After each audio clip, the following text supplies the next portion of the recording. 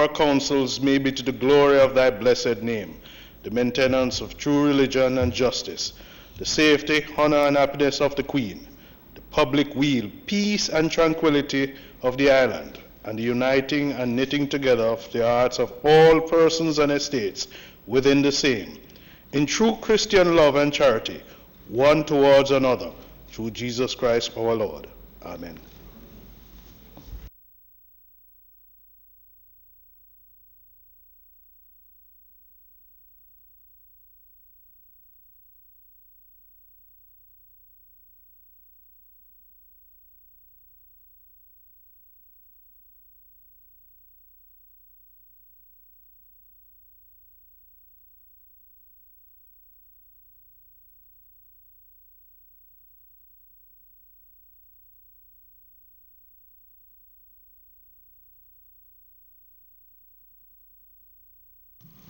I wish to welcome members of this Honourable Senate back to work after what was a rather brief interlude, rest for some, frantic work for others.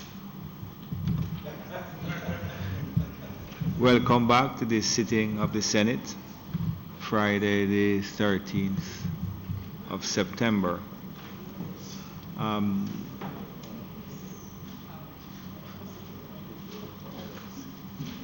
Look forward to achieving some significant work during our next period of sittings. Now, it is with regret that I bring to the Senate attention the passing of Dr. Kenneth Baugh, who served in the Senate from 1989 to 93. He had a distinguished roster of service outside the Senate, but it is his service to the Senate that causes me to bring to this Senate his passing and to invite the leader of government business, and I believe Senator K.D. Knight, to say on record a tribute to Dr. Kenneth Baugh. Leader. Thank you, Mr. President. Mr. President, the passing of Dr. Kenneth Leo O'Neill Baugh, Order of Jamaica, represents another major loss to the political landscape of Jamaica. What I'm sure has not escaped any of us in this honorable chamber, and a matter which particularly has touched me, is the fact that since the announcement of his passing, there has been absolutely nothing but unqualified, genuine, and repeated words of praise and respect. There have been no mention of detractors, no qualifications, no caveats, nothing but the purest of love and respect. Dr. Baugh, Mr. President, clearly stood tall in the hearts and minds of those who knew him, of those who knew of him, those who were cared for by him, and those who observed him while he served our country. Not only was he a medical doctor, well respected for his abilities in that field, but he was also aware of many hats in the political space. Deputy Prime Minister, Minister of Foreign Affairs and Foreign Trade, Minister of Health, Leader of the Opposition, Spokesperson, Opposition Spokesperson on Health, Member of Parliament for Southwest St. James as well as Northwest St. James, as well as in St. Catherine, Mr. President, he was a member of the Senate as well, General Secretary of the Jamaica Labour Party and Chairman of the Jamaica Labour Party. What a great many responsibilities to have held and discharged so excellently.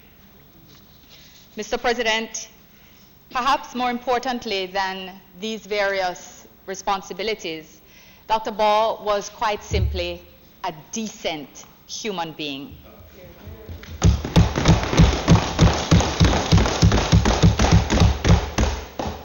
He was not only a statesman extraordinaire, but when he led his charges, he led them with humility, grace, dignity, and integrity.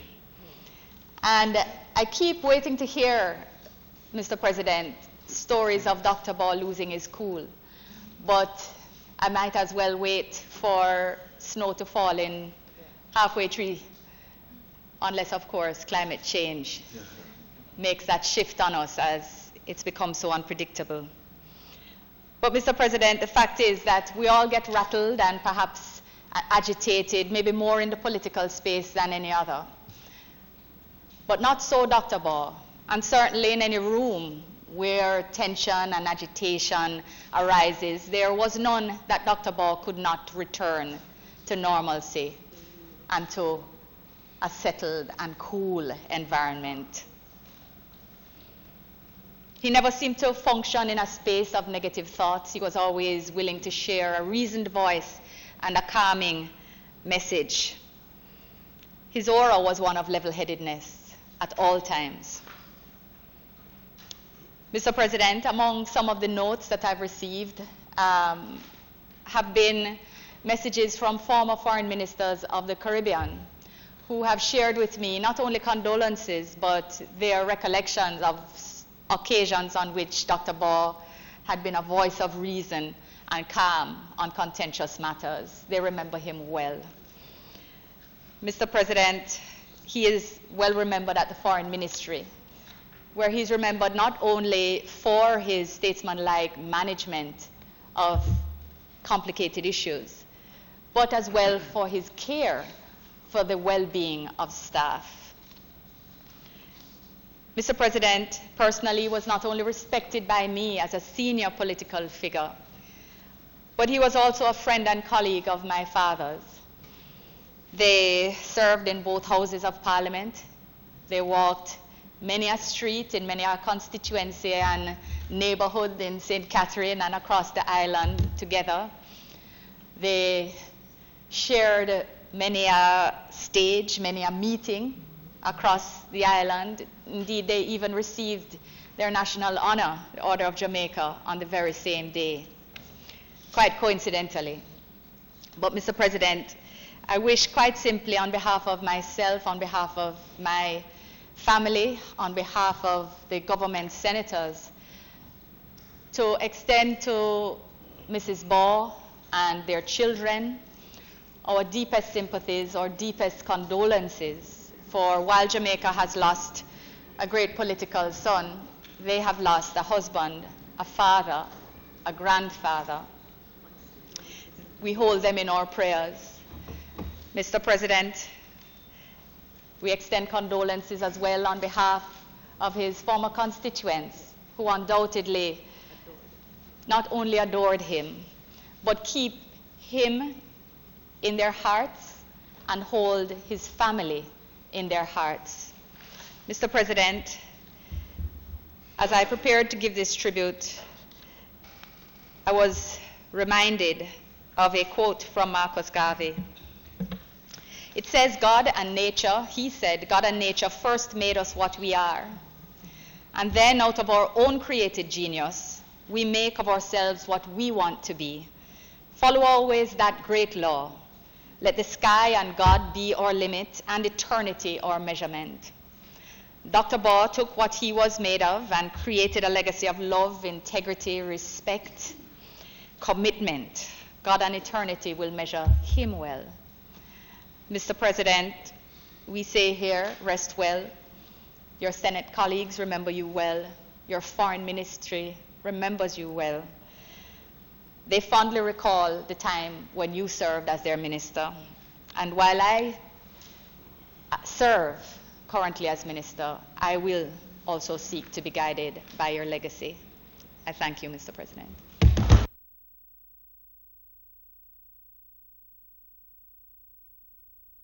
Thank you, Minister.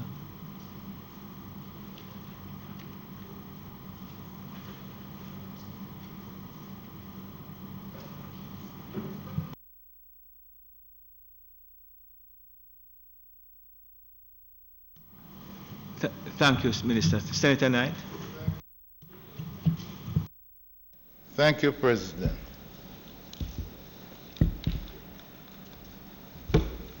Mr. President, I rise to pay tribute to the late Dr. Kenneth Baugh. I do so on behalf of everybody. And I do so on behalf of the senators on the opposition side. President, as I think of Dr. Baugh, two words come to my mind. The first is dignified. He was a dignified man. As one saw him, one felt this was a gentleman. I've never heard him raise his voice. I have never seen him to appear to be upset or vexed at any time at all. I served in the lower house with him. And I found him to have been a good man. The next word that comes to my mind is genteel. He seemed so quiet, almost passive. And yet he was a man of action. Because certainly as Minister of Health, my view, he made an impact in that role. And I think that the health sector is much the better off for him having served as Minister of Health. He served as leader of the opposition in what may have been, in a way, difficult circumstances. But he always knew that he was acting as leader of opposition, and at no time at all seemed to have been officious. He just carried out the functions as he was asked to do, and in my view, did it well, in that there was a degree of calm in this chamber, the lower house, whilst he was there. Something struck me recently after he had passed. I read a tribute paid to him by a member of staff of the Ministry of Foreign Affairs and Foreign Trade, a member of staff there who I know very well. She was there in my time, and it is because I know her so well that I was so moved by what she had written, because she was in full praise of his tenure as Minister of Foreign Affairs and Foreign Trade. And given that that officer is a lady who speaks her mind, she's quite upfront with her thoughts, an excellent public servant, I felt moved by what she had written, because it showed that he made an impact in the Ministry of Foreign Affairs and Foreign Trade. We're just seeing him. He appeared to have been the consummate diplomat. And so it is well that he was recognized by that ministry as he was by that member of staff. In the 1980s, those of us who are old enough to remember then, and perhaps one or two on that side, old enough to remember 1980. It was a turbulent period. And President, you know. Yet he seemed to have been above the fray, because I have never heard anything negative said about him in relation to that which was taking place during that period of time. And if there was something negative, I would have heard. So this was this dignified, genteel, law-abiding citizen who all of us who knew him must feel well that we knew someone like that. I could describe him as a man for all seasons, based upon the different areas of his involvement. I just say that maybe,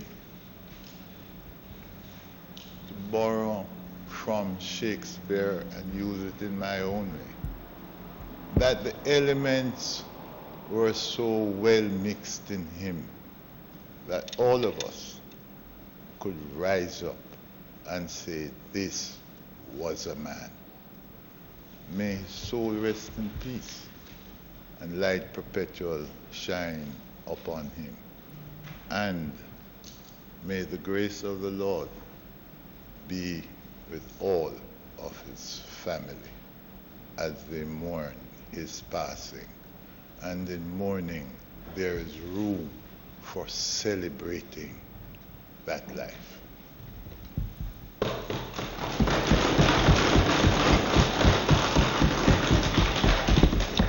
Thank you very much, Senator Knight. As is customary, I'm going to ask the Senate to stand in memory of Dr. Kenneth Baugh for a moment of silence.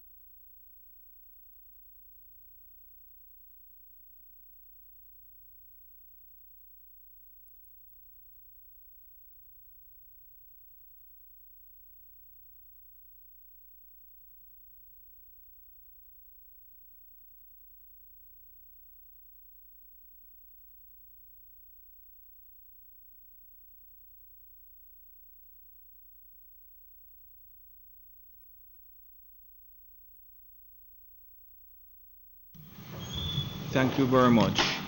I'm going to ask the clerk, as is our custom, to have the relevant section of the Hansard sent to Mr. Baugh's family, particularly his wife, Vilma, so that she may note that the Senate has placed on record our gratitude for his service. And before I move on, of course, We also take note of the passage of former Member of Parliament Larry Broderick, and I'm sure that you will allow me to ask the record to indicate that the Senate has recognized also the service of Member of Parliament Larry Broderick, who would have been recognized in another place.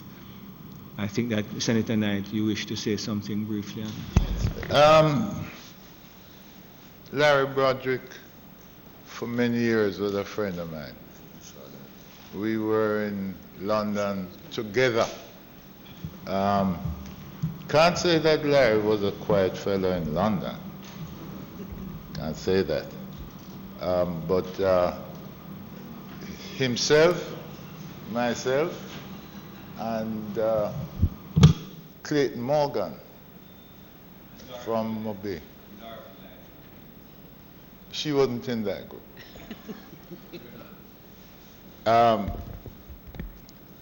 Did justice, I think, to Jamaican products in the UK, and in particular, if it was colored and liquid, we felt very comfortable spending a night together. And if it came in a bottle, then it wouldn't be one each, but we would really have done justice to it. And I'm going to say this. Having regard to our discussions in London, I was surprised when he ended up where he ended up in the political arena. But notwithstanding that change which overcame him, we remained good buddies. And so I say, for him also, may his soul rest in peace and light perpetual shine upon him. Are you going to mention Mr. Shaw? Yes. Brought to my attention, of course, which you can do. And we also recognize the passing of former Member of Parliament Glenville Shaw.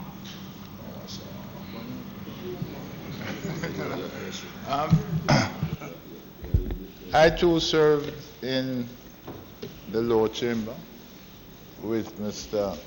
Shaw. They call him Power Shaw. I remember when he won his seat in Southwest St. Anne that he had displaced someone who I also served with, Mr. Neville Arbuthnot Gallimore, who was at that great institution by Heroes Park, Woolmer's Boys School. Paul Shaw was a special kind of person. It was a joy to hear him speak in Parliament. Wasn't for long, he didn't speak for any lengthy period, but he was powerful in whatever he said.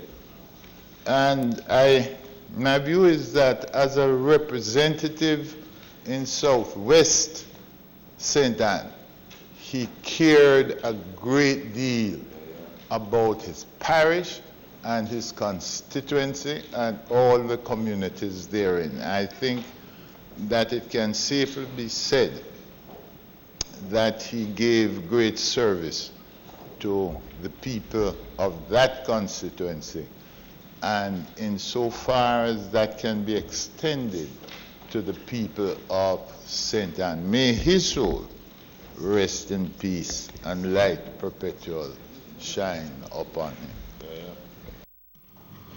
Thank you very much, members. Statements by ministers. Thank you, Mr. President. Mr. President, it is my wish to update the Senate on matters relating to the Bahamas following the devastation caused by Hurricane Dorian recently. Mr. President, the Category 5 hurricane was not just extremely powerful, but it was long-lasting and destructive. Many Bahamians in the northwestern islands are now either completely displaced or trying to put homes and communities back together as best as possible.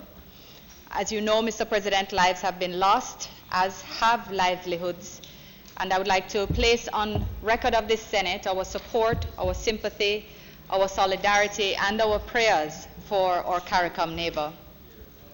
Mr. President, the Ministry of Foreign Affairs and Foreign Trade has not only been promoting national and private efforts to support the Bahamas during this time of dislocation and recovery, but we've also been making efforts to support the Jamaican community residing there. Since the issuance of the press release last week, where the ministry invited persons to contact the Consular Affairs Department with a view to helping them to establish contact with relatives who may have been affected by the hurricanes and with whom they may have lost contact, we have received a number of queries from Jamaicans about their loved ones in the Bahamas. Our Honorary Consul in Nassau, Mrs. Terrell Butler, has been working night and day, closely monitoring and helping to identify those family and friends who have contacted us. And she's also helping to coordinate relief efforts with Jamaicans on the ground and to identify Jamaicans who have been impacted by the storm and may need assistance. With her help, Mr. President, with the help of the Honorary Consul, we can report that some of the persons about whom families and friends have reached out have been located, and efforts to locate others are ongoing. A member of the Jamaican community has also opened temporarily a private building for persons needing assistance, and with the help of members of the community in Nassau, mattresses, food, and supplies are being provided to approximately 21 persons, including children accommodated at the facility, which is also open to Bahamians needing assistance. There are, however, large national shelters in operation. Jamaican doctors in Nassau are also making themselves available to assist and have so done. Mrs. Butler, Mr. President, in consultation with members of the community, is also collating names of persons that are believed to have been residents of Abaco and Grand Bahama, the islands most affected by the hurricane. As at this week, she provided a list of 32 nationals known to have been evacuated from the affected areas. The ministry is working closely with the Honorary Consul to determine what consular assistance may be required, including persons in need of urgent travel documents, communication with their family, and other needs on the ground to which we may be able to respond. It is also our understanding that the Bahamas National Emergency Management Agency, NEMA, which is the equivalent of our ODPEM, is still coordinating the evacuation of persons from the affected areas to New Providence and other unaffected islands in the Bahamas, and are still registering persons who have been evacuated. In addition to utilizing our nationals in the community to gather information on the ground about the possible whereabouts of these persons, our Honorary Consul is seeking the assistance of NEMA in this regard as well. We have also reached out, Mr. President, to the Ministry of Foreign Affairs in the Bahamas as we continue to work together closely. Mr. President, even as we seek to find out about our Jamaican nationals, we are indeed mindful of the overwhelming challenge our brothers and sisters in the Bahamas now face. It is in this vein, and noting Jamaica's role as a designated focal point within CARICOM for disaster response within the Northern Caribbean, that Jamaica has deployed approximately 120 members of the Disaster Assistance and Recovery Team to the Bahamas. Mr. President, I want to take the opportunity to say how proud we are of this highly skilled group of soldiers. Since their deployment to Dominica in late 2017, they are spoken of very highly in the Caribbean and internationally. They're based in Abaco now and have hit the ground running on their agreed tasks. I would like to thank also the Canadian government for providing an aircraft and crew to assist with the transportation of members of the DART and humanitarian assistance. While in the Bahamas, the DART will assist in several key areas, which include the construction of temporary accommodation, logistics, and other tasks relevant to the recovery process as may be requested by the host country, the Bahamas. Mr. President, we will continue to monitor the situation over the coming days and weeks. Let me also place on record and take the opportunity to thank all the individuals, private sector companies and foundations which have been making contributions and which have reached out to us to determine how they can assist. This includes Breezes in New Providence, who among their activities accommodated some Jamaicans immediately after the hurricane passed and they needed to transition back to the island on which they were employed, as well as the Sandals Foundation, which has not only supported an initiative of the Bahamian Honorary Consul here in Jamaica, but has also, to receive and transport relief supplies purchased by well-wishers, but they have also been fundraising with partners and providing match funding in support of the recovery efforts. Mr. President, Jamaica's Consuls General in New York and Miami are also working with members of the Jamaican community there to coordinate and send supplies. So I really want to place on record to each and every entity and individual who has contributed or is contributing, no matter the size or amount of the donation, let me say a very big thank you. It is in moments like these that we see the very best of ourselves. As a reminder also, Mr. President, please allow me to share once more the details for the special number managed by the Consular Affairs Department at the Ministry of Foreign Affairs and Foreign Trade, where Jamaicans here at home can call if they have still been unable to make contact with their family members living in the Bahamas, especially if they lived in Grand Bahama or Abaco. The number is 876-472-3584. 472-3584. You may send WhatsApps, you may send pictures of the persons. The calls or WhatsApps can be sent outside of normal working hours, and I want to remind that pictures are particularly helpful in these circumstances. I wish to also say, Mr. President, a big thank you to the consular team at the ministry who have been working very hard on the many challenges that arise when a disaster of this intensity strikes our neighbors. Mr. President, I would also like to remind and place on record that the Office of Disaster Preparedness and Emergency Management, ODPEM, is coordinating an initiative aimed at providing support to the Bahamas. This also is being done within the context of ODPEM being the sub-regional focal point for the Northwestern Caribbean Group in CARICOM, which includes the Bahamas. This is within the context of SEDIMA, of course. While many of us would like to buy items and send, Mr. President, it is not logistically feasible given the timing and cost of transportation, and therefore ODPEM is accepting cash donations for support which can be effectively carried out by SEDIMA and the Bahamian government. Donations may be wired or deposited to any branch of the National Commercial Bank. The account name is the ODPEM donation account. The account number is 212-387-304, and the information to be attached is for the Bahamas Relief Fund. ODPEM donation account 212-387-304 for the Bahamas Relief Fund.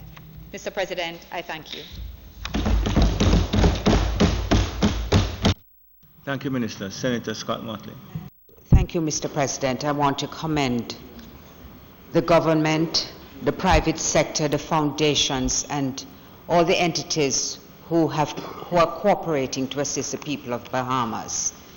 This is a tragedy of enormous proportions, and it's very frightening to see all the structures, all the wealth, all the prosperity that was there before, and to see now that everything is lost. It is a timely reminder for all of us of how fragile our existence is, even as it must make us redouble our efforts to get people to recognize that climate change is a very real thing.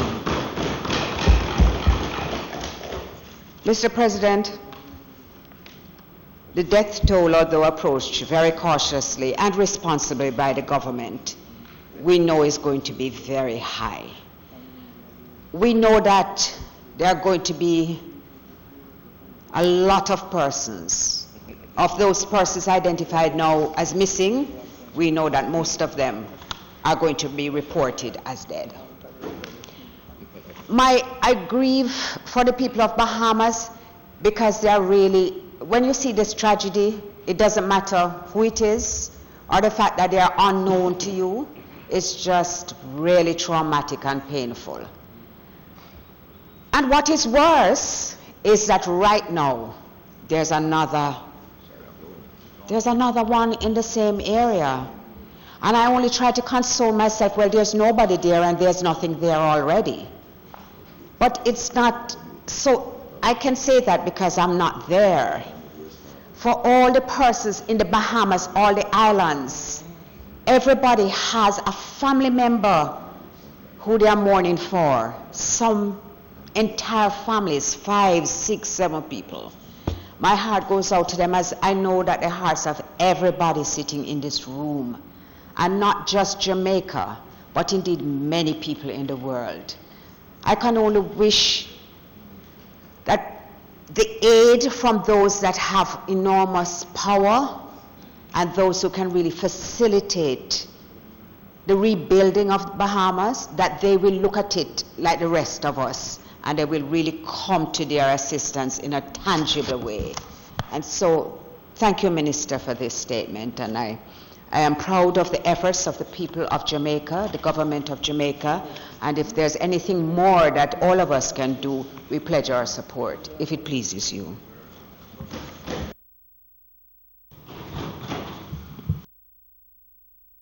Thank you, Scott Motley. Senator Brown.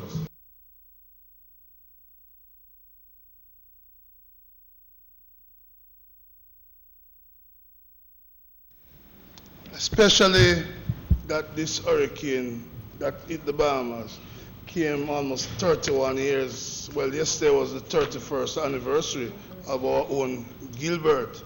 And I think all of us in this room would have lived through.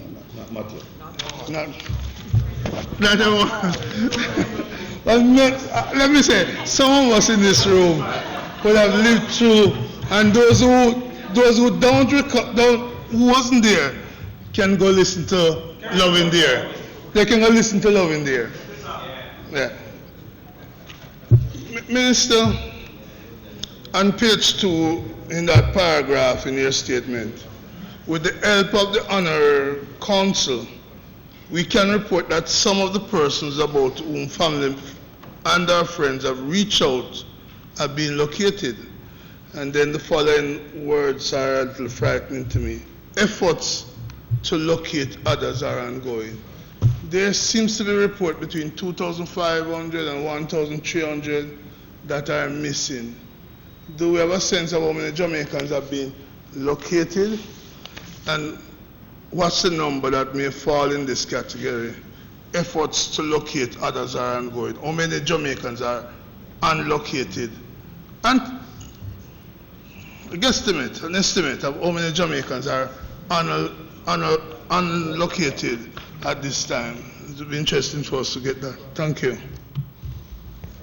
Thank you for your question, Senator. In respect of the persons who have called us and asked to be helped in making contact with members of their families who they know to be resident in the Bahamas, I can say that we have had requests to locate 48 persons, and we have located 15 who are in good health. We have located 15, and we are pleased to also say that they're in good health and in different locations. And we continue to make efforts to locate the others. The matter is complicated by the fact that the Bahamas is not necessarily registering or persons by nationality. So when persons have been evacuated, they've just been evacuating the vulnerability based on vulnerability and then based on location. They've just been moving people out. And there is now underway more detailed engagements and assessments at the human level. This, of course, also has sensitivities because of the immigration issues with which they contend, and therefore persons' willingness and desire to engage formally complicates the issue. So in that context, while we're able to take official numbers of the overall numbers of persons who have been evacuated, we know that 5,000 persons were evacuated from Abaco up to Sunday, and we knew that they estimated maybe about 4,000 that could still be there, which have been continuously evacuated over the week, but we don't have a new number yet. We had estimated prior to the hurricane that we had approximately 1,500 Jamaicans there working, and perhaps a few more in Grand Bahama. But in terms of any formal register, there is none. There's no national register that we have of these persons, and accordingly, we really just have to be working with the community, circulating names, taking names where persons call and say, well, we have heard from this person and we note it, and or this person has been in the shelter. We're in touch with Consular Affairs at Ministry of Foreign Affairs of the Bahamas, so that as they augment their processes, which I've just explained to you have constraints, that we will have information shared with us. But it is quite challenging for them as for us. So we just continue to try to work as best as we can to be as flexible and as sensitive as we can to the circumstances. Just a follow-up, Minister. We appreciate the efforts of the government, including the JDF and the other agencies that have been sent in. And it shows our character as a people. And before I just clarify the other question, I want to say this. I've said to my family and to my friends that we must tell our grandchildren that when Jamaica becomes really prosperous again in the future, we must not look down on anybody, because we never know when our Waterloo may come. It's very important that we always lend a hand to those who are in doubt. We can't be like those who say drug dealers and gang members and bad people may come from any country when they are in a status there. Just in terms of the numbers, Minister, you're saying we estimated 1,500 Jamaicans to be working in the Bahamas. We also told us that 40 persons have made contact trying to find people. 40 contacts have been made. So 40 have been made, for which 15 have been located. So I'm just trying to get that from that 40 who have made contact, it will appear to be about 33, a little over 30, 33, that we have not yet located. Of this 1,500 bigger figure, is there any effort to get them to register? Well, I can't say call in because I don't know what the state of the telecommunication is there, but to register and make contact so that we can be satisfied that as many as that 1,500 is alive. I raise this, Minister, because the reports we got, especially out of Abaco, which says 20 foot and more waves will sweep the island. Because it raised for me also our own people when calls for evacuation takes place. My friends in Port Royal, they are used to it, but if a 20 feet wave came to Port Royal, the cars would not be able to count. They'd be missing. They don't come. So I want to urge that the Senate make a plea to our citizens in low-lying areas to heed the calls for evacuation. And I say this, Minister, because we are stubborn people. Yes. We believe we can beat nature, but we must take the deaths in the Bahamas to mark our sleepiness when the call for evacuation comes.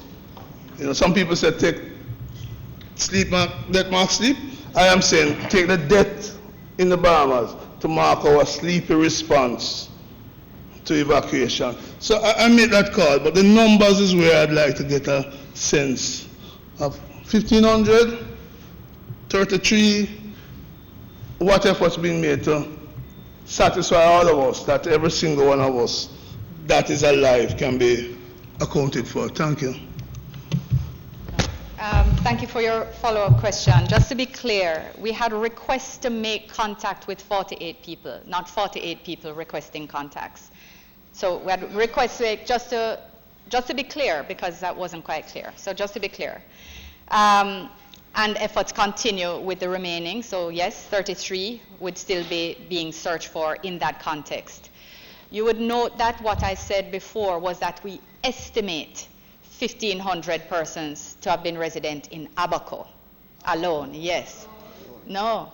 So we had estimated that maybe in the Bahamas we have about 8,000 Jamaicans. But again, these are estimates. These are estimates. The three largest populations being New Providence, then Grand Bahama, and then Abaco, right? And you can take from the estimate there, but there are no fixed numbers. So we're looking at a process for a call-out, but we're in challenging circumstances, not only because of the sensitivities which I just raised, but also because communications are down and because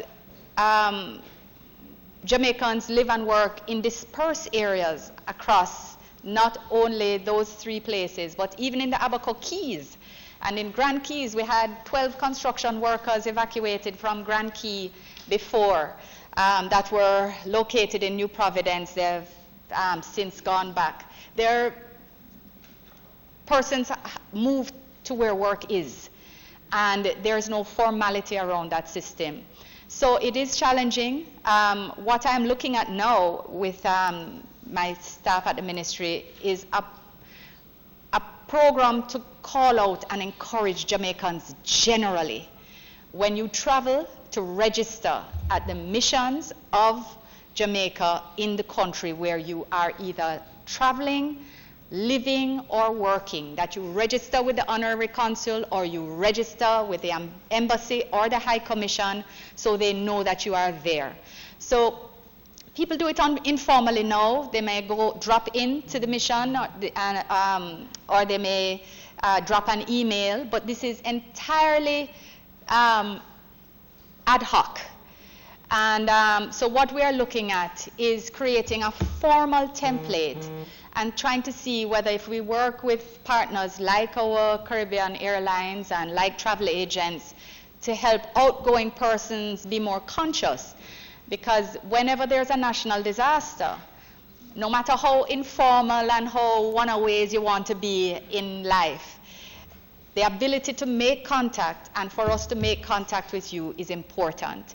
So it is something which we are working on, again, having been resensitized by this, but the certainty that you seek in respect of numbers, I cannot give.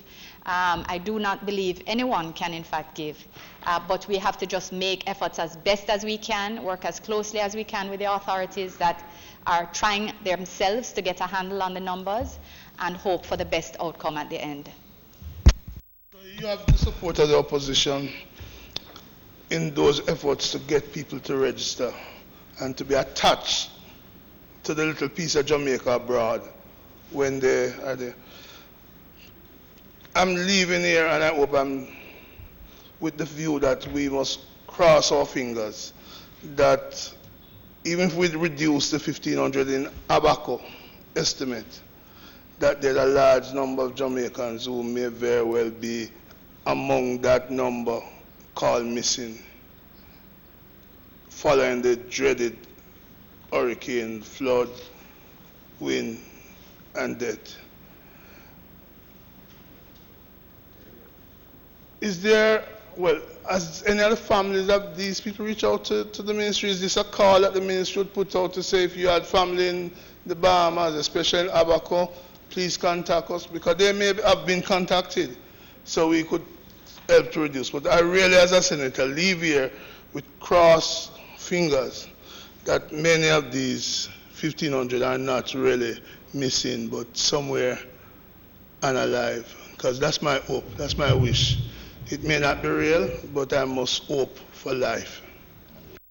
Minister, just in closing on, sorry, Mr. President, just in closing on this matter, and I appreciate the well wishes and support of the opposition on the handling of this matter, and of course in the outreach and call on persons to register and to come in. It's very important, and we also, of course, stand at one on the call for persons here in Jamaica to become more aware and to heed any call that comes for evacuation. There will be no medal for badmanism where you decide you're standing strong. I saw an interview with a senior gentleman in the Bahamas who said he had ridden out every storm in Abaco since 1962. And therefore, when they called for evacuation, he was going nowhere. He has said he has learned his lesson. His entire house has been destroyed. His vehicles, everything he owns has been destroyed.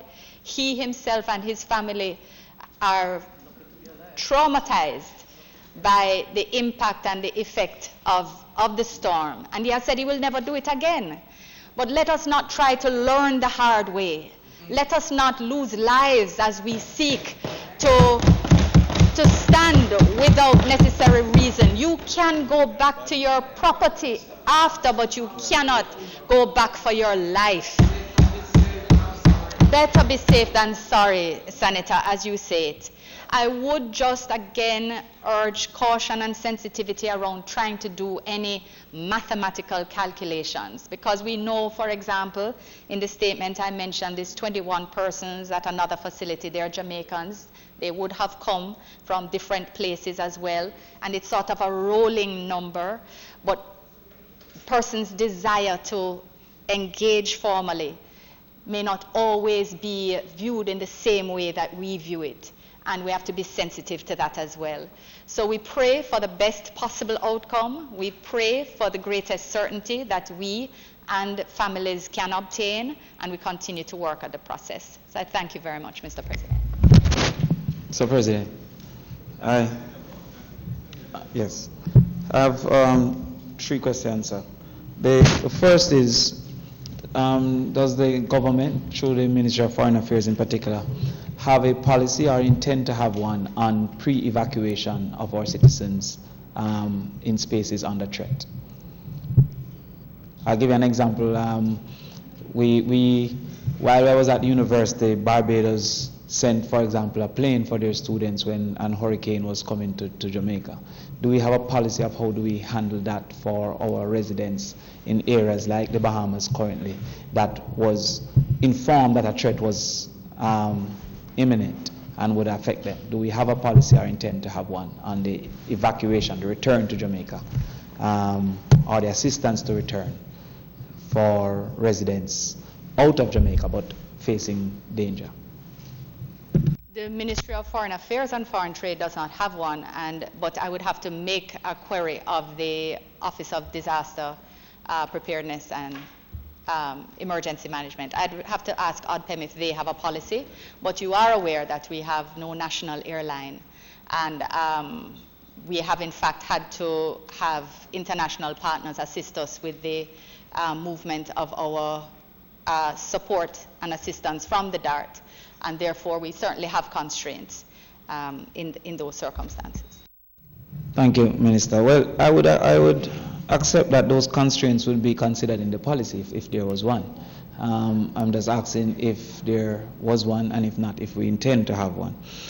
Secondly, after the hurricane, the circumstance that many Jamaicans are now living in the Bahamas might have changed. I was a resident in the Bahamas for 2 years, and I know that some of the circumstances our Jamaicans are in are not the most perfect even before a disaster. Is there any plan to assist in returns for persons who want to escape that circumstance because of what has happened? We don't don't have a specific plan. We have been sensitive to inquiries that have been made to us and have been seeking to find a solution. And what has in fact happened to date is that persons who have indicated a desire, and we start to see what arrangements can be made, then they change their view and they go to another island, or this father got a job in reconstruction, so the family is not moving again. So things are quite fluid at this point in time, and what there has certainly not been is a concerted or consistent call for repatriation. There are individuals who have inquired, and we have met those inquiries where we have gone back to them about providing particulars. Circumstances have changed. So we continue to monitor very closely to see how it is we can support requests that are made. Finally, Minister, and I understand the fluidity of the circumstances, but where could people find information, or where could they call if they are interested, or if their family member may be interested? Have that information been put out there for persons to say, because I've not heard any or seen any, to say if I have a cousin in the Bahamas, that house was wrecked, he should contact this area for some method of getting back to Jamaica?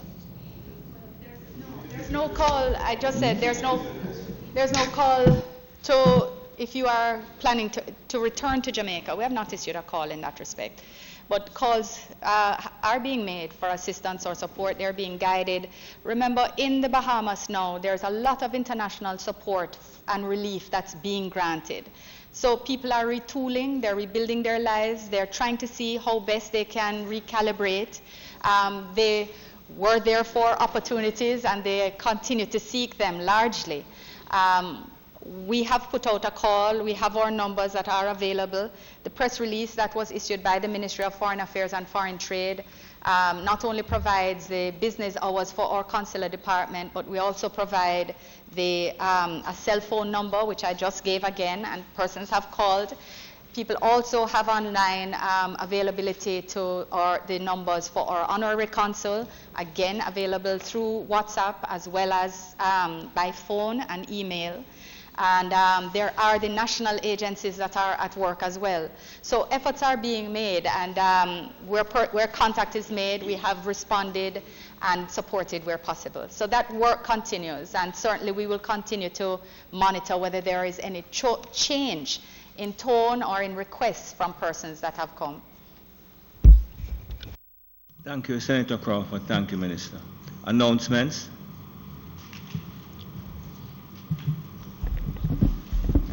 Laid on the table of the Senate today are the following.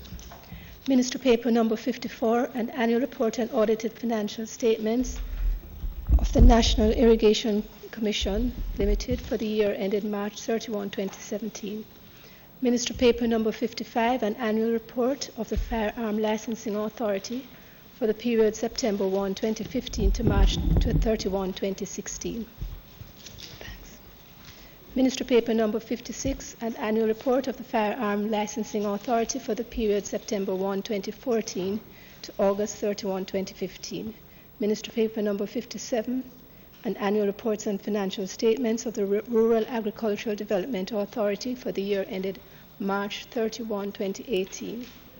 Minister Paper number 58, an annual report and financial statements of the Banana Board for the year ended December 2017. Minister Paper number 59, annual report of the All Island Jamaica Cane Farmers Association for the year ended September 30, 2017. Minister Paper number 60, an annual report of the Police Civilian Oversight Authority for the year 2014-2015. Minister Paper number 61 and White Paper number 4, entitled National Policy on Environmental Management Systems in Pursuit of a Green Economy, dated March 2019. White Paper number 5, entitled Tourism Networks Policy and Strategy. Minister Paper number 62, and annual reports of the National Family Planning Board for the year 2016-2017.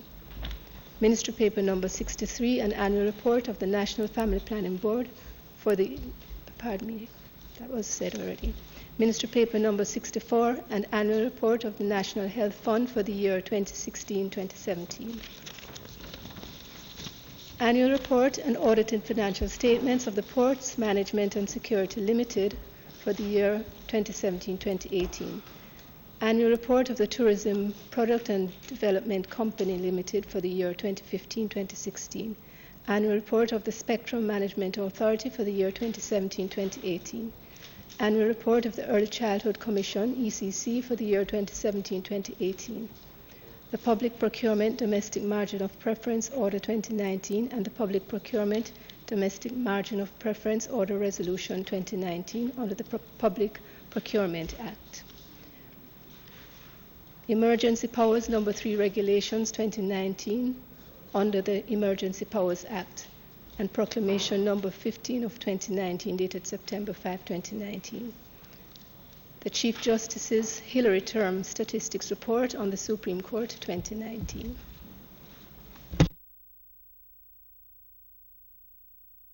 Bills brought. Just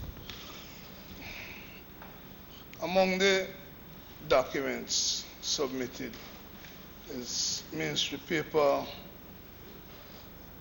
56 of 19.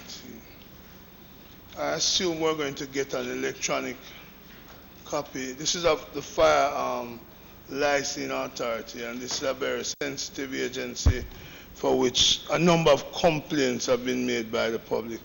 And there's no copy here because they've only submitted 2 hard copies and 2 CDs.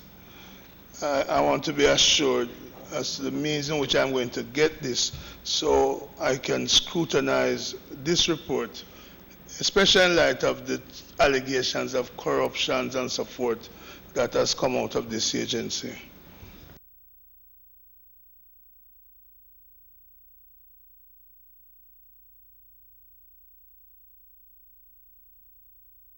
Yes, Senator Brown, you will be provided with soft and hard copy.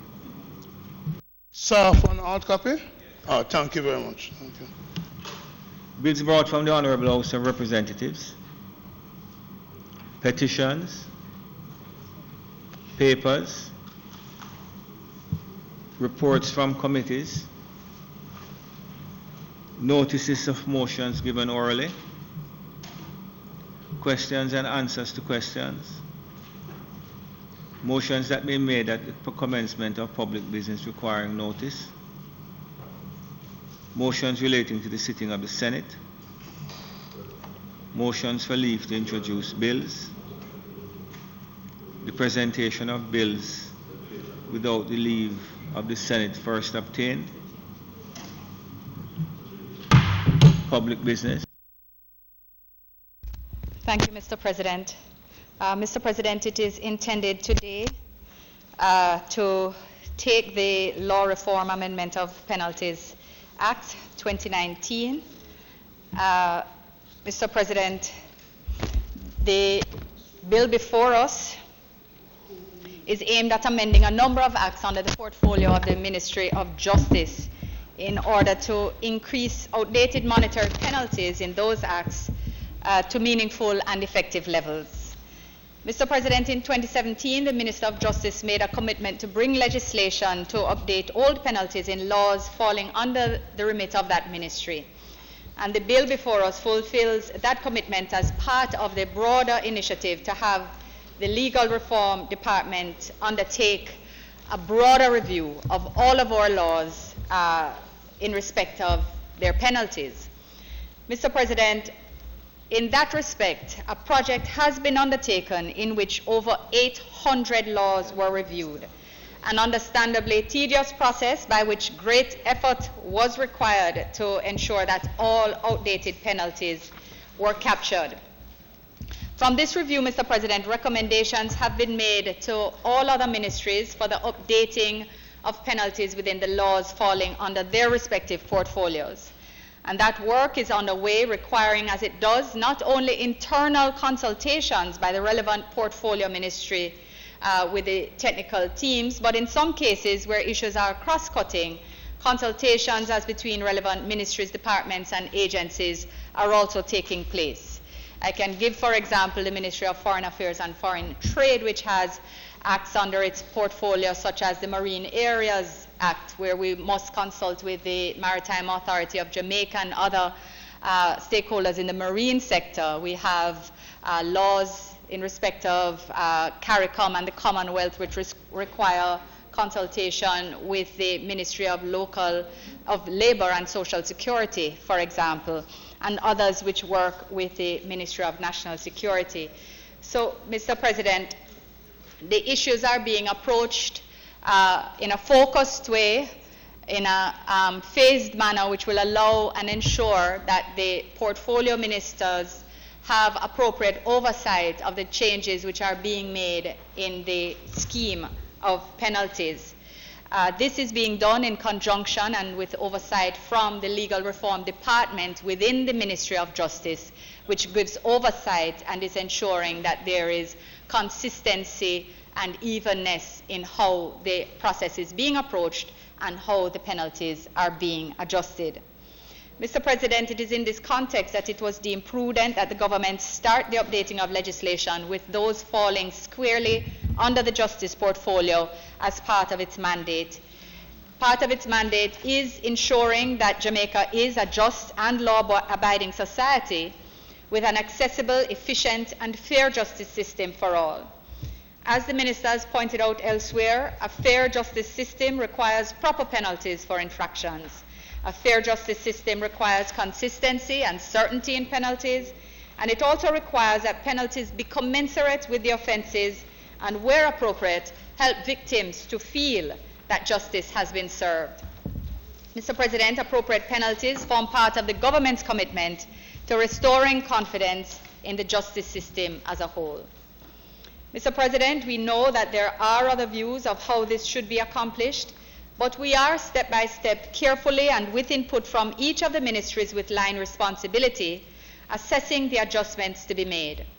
Given the remit of the Ministry of Justice, the scope of the areas before us is in fact quite wide and will have significant impact. We therefore look forward to all ministries bringing their respective bills. Mr. President, we can all recall the outrage that gave additional energy, visibility, and impetus to this review process when an alleged gang leader was apprehended on a minor charge and released on the payment of a penalty of $100.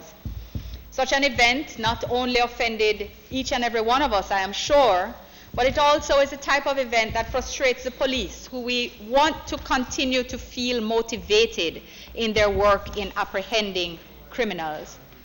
We cannot afford for criminals to be given a slap on the wrist where they are caught, Mr. President, because the court is constrained in how much they can penalize them.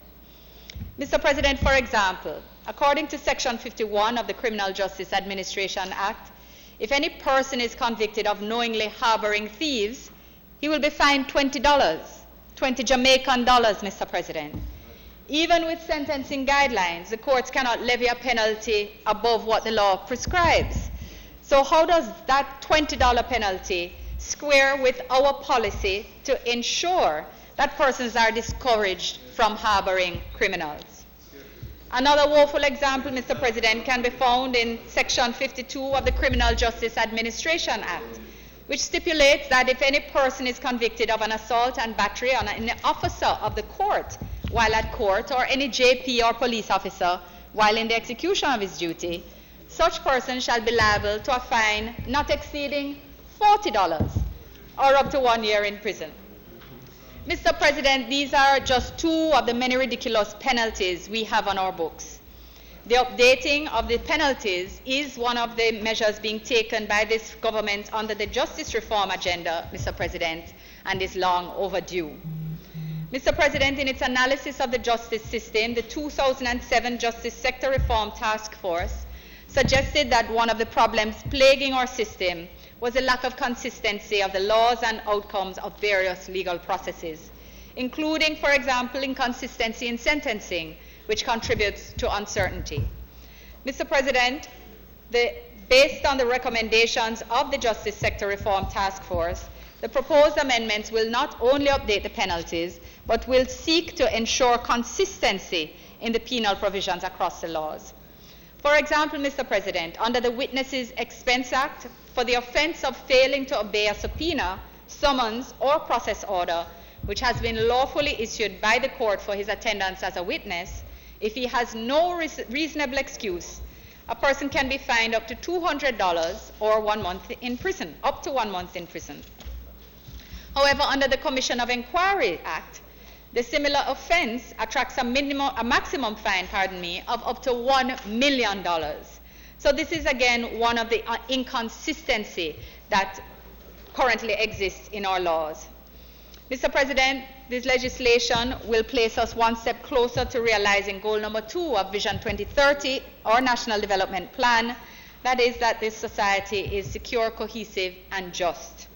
It is, Mr. President, the intention of this government to eventually establish a criminal code through which a supervisory and quantification scheme will be established to create even greater certainty under our penal laws. But until then, Mr. President, we start where we can by updating existing penalties to more meaningful standards. Mr. President, I wish to just highlight the main features of the bill. It seeks to set out, in respect of each act which it seeks to amend, the sections in which the penalty is amended, and in most cases, provision for the penalty to be amended by order of the minister, subject to affirmative resolution, allowing for simplified process for future amendment. Where there is no such provision for amendment by ministerial order, Mr. President, in the bill before us, and these two examples are the Dangerous Drugs Act and I believe the Judicature Parish Court Act. In those circumstances, it is because recent amendments have provided for that provision already in the Principal Act. In respect of dangerous drugs, it was done in 2014, and in respect of the Judicature Parish Court Act, it was done in 2016. All the other acts amended by this bill before us, Mr. President, have the provision therein. Mr. President, Clause 2 contains these material provisions which I've just described, and it contains them in respect of the Bail Act, the Coroner's Act, the Corruption Prevention Act, the Criminal Justice Administration Act, the Criminal Justice Reform Act, the Dangerous Drugs Act, the Inquiry into Causes of Fires and Accidents Act, the Evidence Act, the Gun Court Act, the Hindu Marriage Act, the Judicature Parish Courts Act, the Judicial Proceedings Regulation of Reports Act, the Justice Protection Act, the Justices of the Peace Appeals Act, the Justice of the Peace Jurisdiction Act, the Larceny Act, the Legal Aid Act, the Maintenance Orders Facilities for Enforcement Act, the Malicious Injuries to Property Act, the Muslim Marriage Act, Offences Against the Persons Act, the Public Services Inquiries Attendance of Witnesses Act, the Status of Children's Act, the Trustees, Attorneys and Executors Accountant General Act, the Witnesses Expense Act, and the Witnesses Public Inquiries Protection Act. Mr. President, I will not proceed to go through the clauses in detail. The structure has been described, and I now commit to the members of this chamber for their consideration and, if deemed fit, approval, the bill before us. I thank you, Mr. President.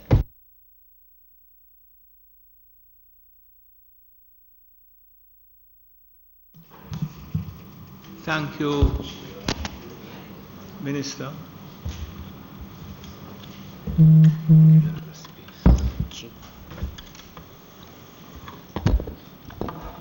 Senator Scott Motley. Mr. President, I think we have all been appalled by some of these fines.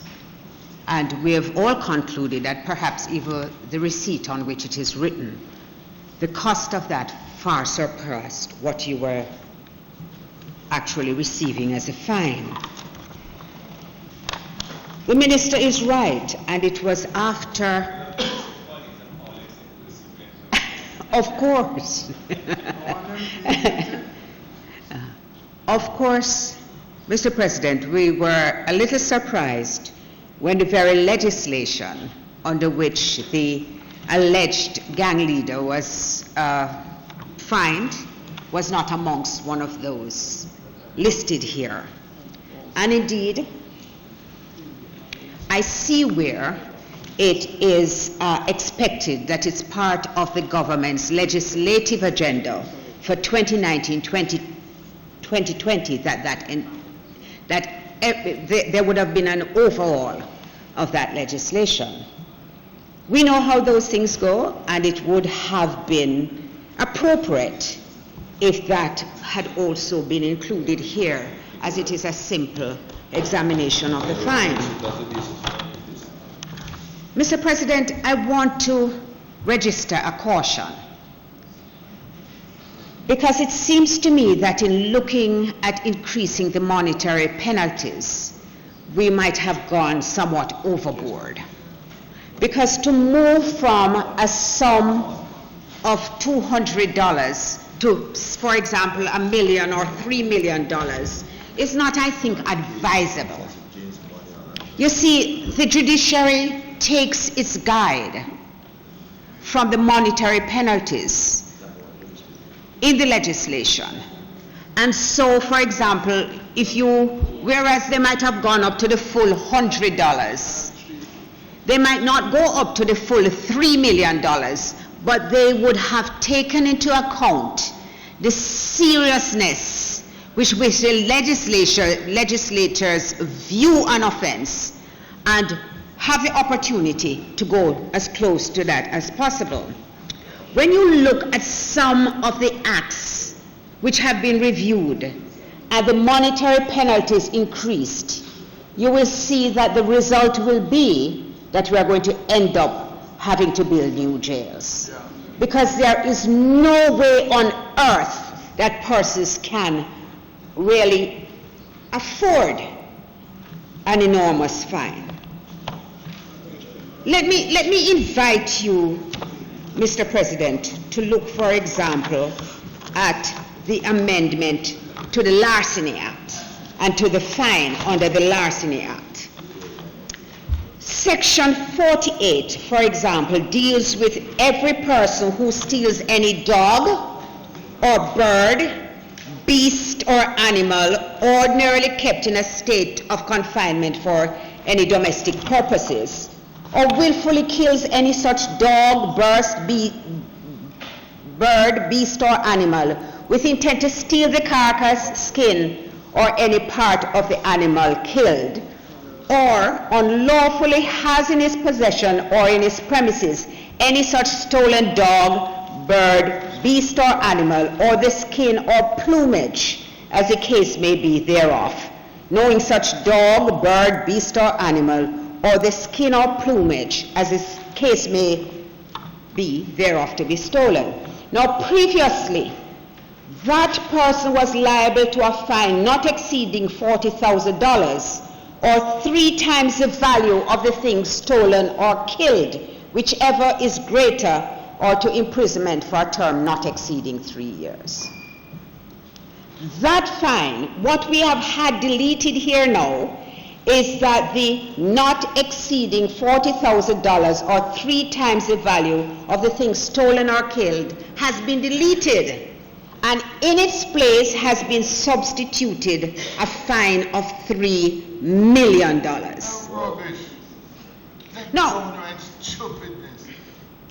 Now you have to look and weigh the offense and the proportion of the fine. And to me, it is totally out of balance. The minister in her opening said that it was seeking to really create a harmonious kind of relationship between the fines and the offenses. But that, respectfully, it just makes no sense. And I have to entreat those who are looking at this that there has to be balance and there has to be proportionality. I'm just pulling out 1 or 2 things that struck me. For example, the Evidence Act, which is proposed to amend, Section 46, Mr. President. any person who being charged with the delivery of any telegraphic message. And there might be some of you in this chamber who might not know what a telegraphic message is. So outdated it is. Telegraphic? Shall willfully deliver or cause to be delivered the same to any person other than the person to whom the same shall be addressed, or is authorized agent in that behalf, shall be guilty of a misdemeanor, and being convicted thereof shall be liable at the discretion of the court to pay a fine not exceeding $100 or be imprisoned for a term not exceeding 1 year. That is now $1 million. And to be clear, because I had to go back to the legislation itself to see how a telegraphic message was defined, because I could not comprehend why this section was not being repealed altogether and why it is that we were simply looking at increasing the fine. So I read further. And I'm going to skip over 47 and go to 48, which I think will bring clarity as to exactly what was intended. So any justice or notary public who shall willfully and falsely endorse upon any original document delivered at a telegraph station. Mr. President, do you recall what a telegraph station is? Because even I am not in the younger category here. I had to wrap my head. Thank you, you are so kind. Couldn't even comprehend what a telegraph station was. So, and it continues with the amendments to 47 as well. Mr. President, it needs these laws, this kind of exercise, which I know, reviewing 800 different pieces of legislation must have been time consuming. But it has to be revisited, because some of them have resulted in retaining some nonsensical provisions, and some of them are imposing fines on stealing a dog, Mr. President, $3 million? Seriously? Stealing a bird, Mr. President, $3 million? I am not for a moment devaluing how a dog is, because if you stole my dog, I might want not for you to be fined, but for more serious consequences to be imposed on you. But you have to recognize that there has to be some kind of proportionality. And that indeed, the provision which was there previously, which was 3 times the value of the animal, because it doesn't even say that you are permanently deprived, It doesn't even say that with that one, with the first provision, you could actually have recovered your animal, or your bird, your dog, or your bird. But the consequences remain the same. Legislation has to be rooted in pragmatism sometimes. And I find that these amendments have not been carefully considered. There is another one that I just want to raise in passing, which I reflected as to whether it might not be worded a little differently. Because under the Larceny Act, Section 54, it says that every person who publicly advertises a reward for the return of any property stolen or lost, and in such advertisement uses any words purporting that no questions will be asked of, or inquiries made about the person producing such property, etc., shall be guilty of an offense. And of course, again, enormous fine. Now, in this sort of era where you have Crime Stop messages every day, and where you're promoting people to cooperate with you, and you are saying, we just need the information, we're not asking any questions, and where it is almost a norm for people to say, I lost my passport, could you please just bring it back? No questions asked. I don't. Thank you, Senator. You use social media to do it every day. Should this really be an offense? No. At this time in Jamaica,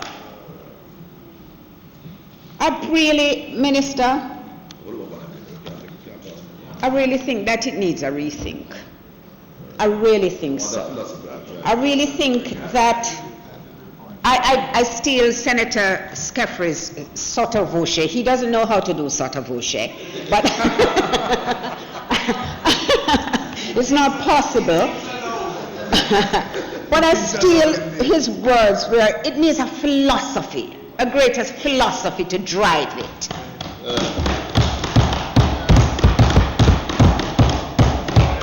And I urge that we critically, that the analysis be critical. Because we don't want to criminalize the entire society, you know.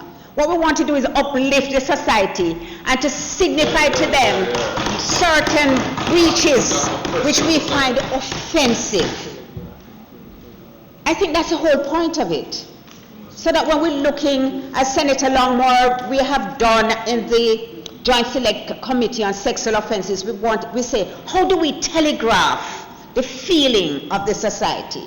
How do we do so? Do we look at it through fines or greater penalties or through longer sentences?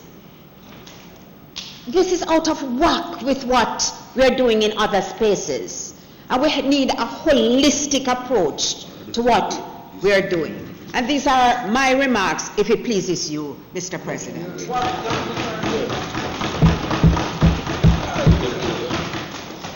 I'm leaving some for Senator tonight.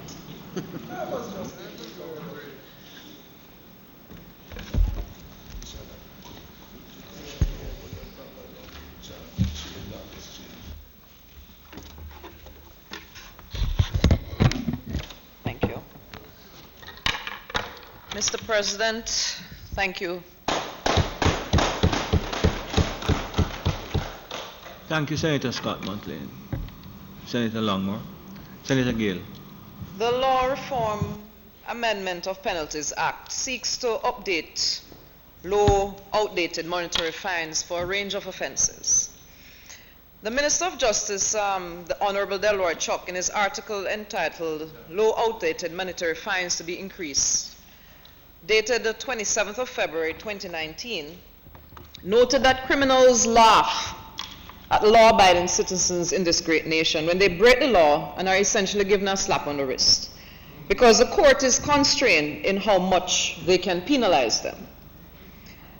Mr. President, he highlighted Section 52 of the Criminal Justice Administration Act, whereby if any person is convicted of an assault and battery on any officer of the court while at court, or any justice of the peace or police officer while in the execution of his duty, such a person should be liable to a fine not exceeding $40 or up to 1 year in prison. $40 for such an offense, Mr. President, I think makes a mockery of our judiciary, and not just the judicial system, but the sense of justice that should exist in our society. Mr. President, a international crime survey in 04-05 produced a review, and it showed what the effect of crime is on victims. And in this article, it notes that victims experience not just physical manifestations sometimes of crimes committed against them, but various emotional and psychological impacts, including anger, shock, difficulty sleeping, post-traumatic stress disorder, depression, anxiety, panic attacks, lack of confidence, feeling vulnerable to repeat attacks. As a government, Mr. President, and a society, we would hope to see to the full protection of all our citizens, and where they are wronged, we should endeavor that justice be served. Unfortunately, that reality, a lot of times, victims before our courts feel victimized all over again when some of the current sentences are delivered. We would hope that the best place for victims to find refuge is within the Victim Support Unit of Jamaica, but it is which is to help them heal. But unfortunately, most oftentimes that is not a reality. It is not uncommon in our society that most people just decide to take matters in their own hands, and vigilante justice has become a questionable part of our culture. We should endeavor to steer away from these practices. They have a perception that the justice system is not just, and even when their offenders are apprehended, there is still no justice, as these offenders may just receive a light sentence. An example, Mr. President, is what happens to many of our hard-working farmers who sweat and toil to raise a herd of goats, fervently pursuing Senator Crawford's goat plan, but he's not here, only to wake up one morning and see blood where those animals should be. And imagine the thief being caught. And currently, this has happened to my own father. This has happened to my own father, so I can relate to this, and it was no dog who ate them off.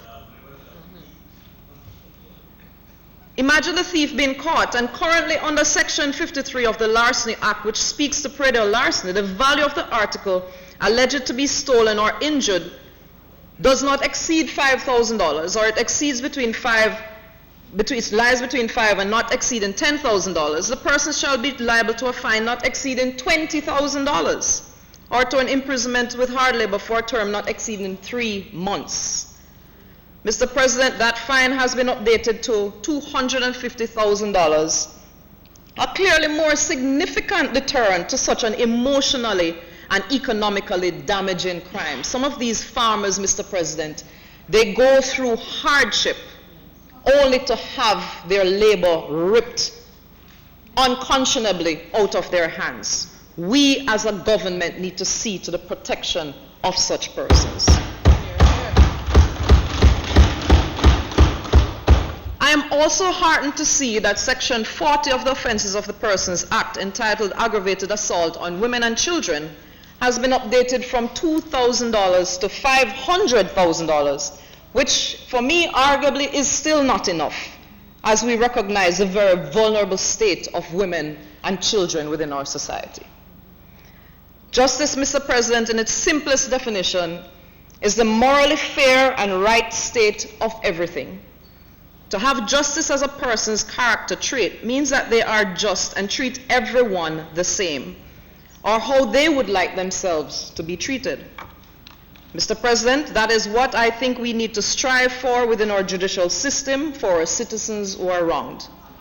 For some of the heinous acts within our society, Mr. President, I am a full advocate for the brunt of the law, and we should be using what works more. Public knowledge of offenders, otherwise known as public embarrassment, works. And let me go even further to say, some of these criminals, particularly repeat offenders of sexual crimes, especially against our children, should be publicly flogged and made known to vulnerable groups. This works. Mr. President, as we strive towards Vision 2030, the amendment of these penalties in the respective laws are crucial in the achievement of goal number 2, which speaks to the Jamaican society being secure, cohesive, and just. And Senator Motley, whilst I recognize the need for the laws to be pragmatic and practical, and yes, I recognize some of the issues that you just highlighted, I also say, if you cannot pay the penalty, don't do the crime. The law ought to be a deterrent to criminal activity. As lawmakers, Mr. President, we strive to see the 3 arms of our government, the judiciary, the legislative, and the executive, play their part effectively for the better justice of our people. And so, Mr. President, I stand in full support of this bill, and I thank you.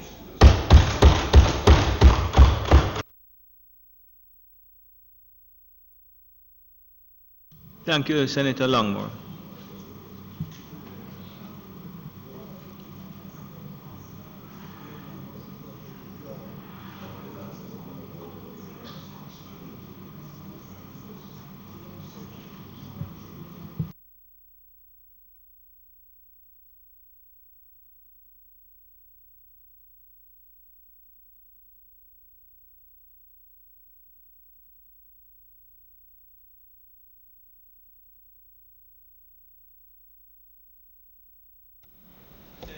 Thank you, Senator President. Knight. President, let me read the memorandum of objects and reasons. It says, a decision has been taken to revise penalties where appropriate and where not already provided for, provide a mechanism for amendment of monetary penalties relating to several acts under the portfolio of the Ministry of Justice by Ministerial order. The second aspect I understand very clearly, where it obviates the need to come to the Parliament each time to make the amendment by of the legislation itself. It's an easier mechanism. But I don't understand. So yeah, you decide to revise penalties where appropriate. How? I don't, there's no mechanism here stated that I can understand the basis of the revision. All I see a change in numbers. You move from 5 to 10, from 10 to 20. And if you notice how I have put it, you move from 5 to 10 or 10 to 20. I don't even see that in the scheme of things in the bill. So I don't know how you arrive. No formula is used. You see, what I understood was that the minister was saying that these fines, because of the change in the value of money, then these fines are no longer relevant. So what I had expected was some relationship between the original fine and that which is now proposed based on a scientific method, so that there would have been some fines which would have been tripled, some fines doubled, some fines, maybe 100-fold. So that one would have understood the rationale. That is non-existent. So that it's difficult to support it. It's difficult because you don't know the basis of the change. If I did, I'd be supportive of it, because there is no doubt in my mind that there needs to be some change in the amounts. But based on what? It seems as if some body or some persons just sat down and said, let's move this one from 3 to 48. Let's move this one from 6 to 94. Just pluck a number. It can't be, if it's done that way, it's not being done in a sensible way. And there is no indication whatsoever that it has been done in any other way than the one I suggested. Therefore, I have to conclude that it is not sensibly done. And I think that there's a need to really, if the society is going to buy into it, they have to understand the method used. I got so upset when this is the second copy of the bill I got. Because when I was going through the first one, I got so upset I just marked it up. Marked it up. So the way in which it is done causes a rational, easygoing individual to have behaved irrationally. Thank goodness.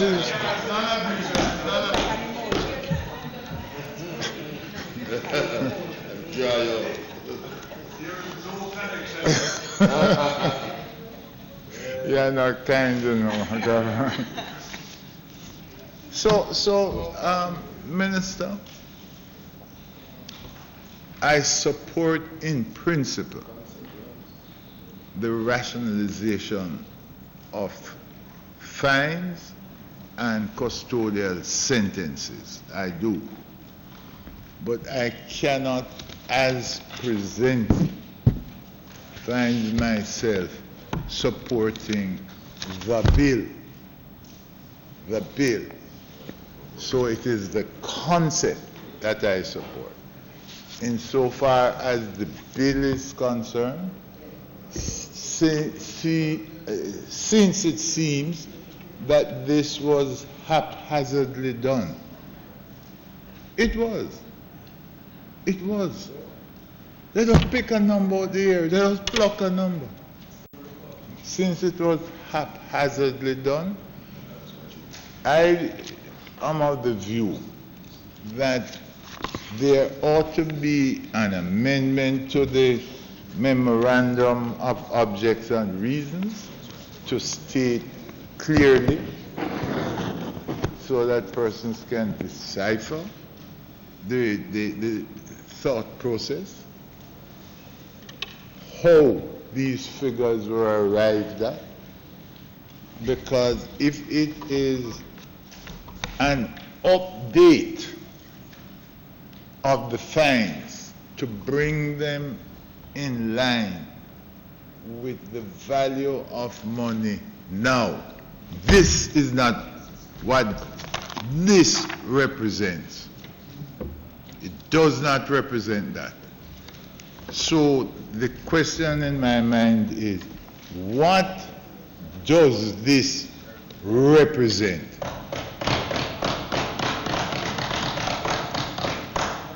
And until I know what it represents, the minister, it would be unkind to ask me to support something that I don't understand and the average citizen would not understand, and which a number of us in here don't understand. Because, President, you appear in the courts all the while. Your client is not usually subjected to a fine or imprisonment, but you have heard other attorneys making their plea in mitigation and so on. He likes it. He's recording it. So you couldn't explain. You're the president of the Senate. And if someone asked you, if a lawyer asks you, what's the basis? You couldn't tell them. And one thing you would not dare do is go and say, read the Memorandum of Objects and Reasons. Because that lawyer would come back to you and say, that's what they sent to you? And you would be embarrassed. There's nothing embarrassing about correcting what is wrong, correcting what is deficient. There's nothing embarrassing about that. There is no strength in saying, well, the update is needed. We have done it, and this is it. You don't have to vote for it, but we're going through with it. Not everybody who has sat in that leader chair, would take that approach, and the one who occupies it today, being as rational as that one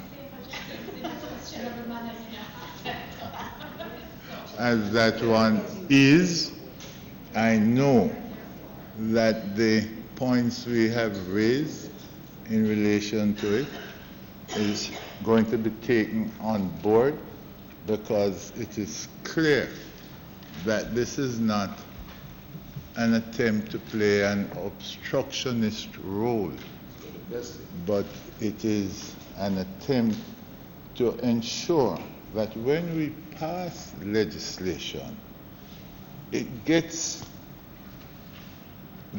the approval of all well-thinking members of the society. And if the society forms the view that the thought process was impeccable, you are going to have quite clearly a buy-in. And because the judiciary, because they are given latitude, they have the jurisdiction to determine whatever the fine is within the upper limit, the judiciary will understand that the legislative arm of government took time out to present these changes after the most rational contemplation of where we're moving from and where we really want to move to. If we don't, then we could find that there's no uniformity in how the penalties are applied by the judiciary. And that is another area again where uniformity is sought. So let me conclude by saying this needs a little more thinking and an expansion of the memorandum of objects and reasons, so that the average citizen taking this up can see the rationale and the methodology. If that is not done, we may find some difficulty in societal acceptance and judicial application.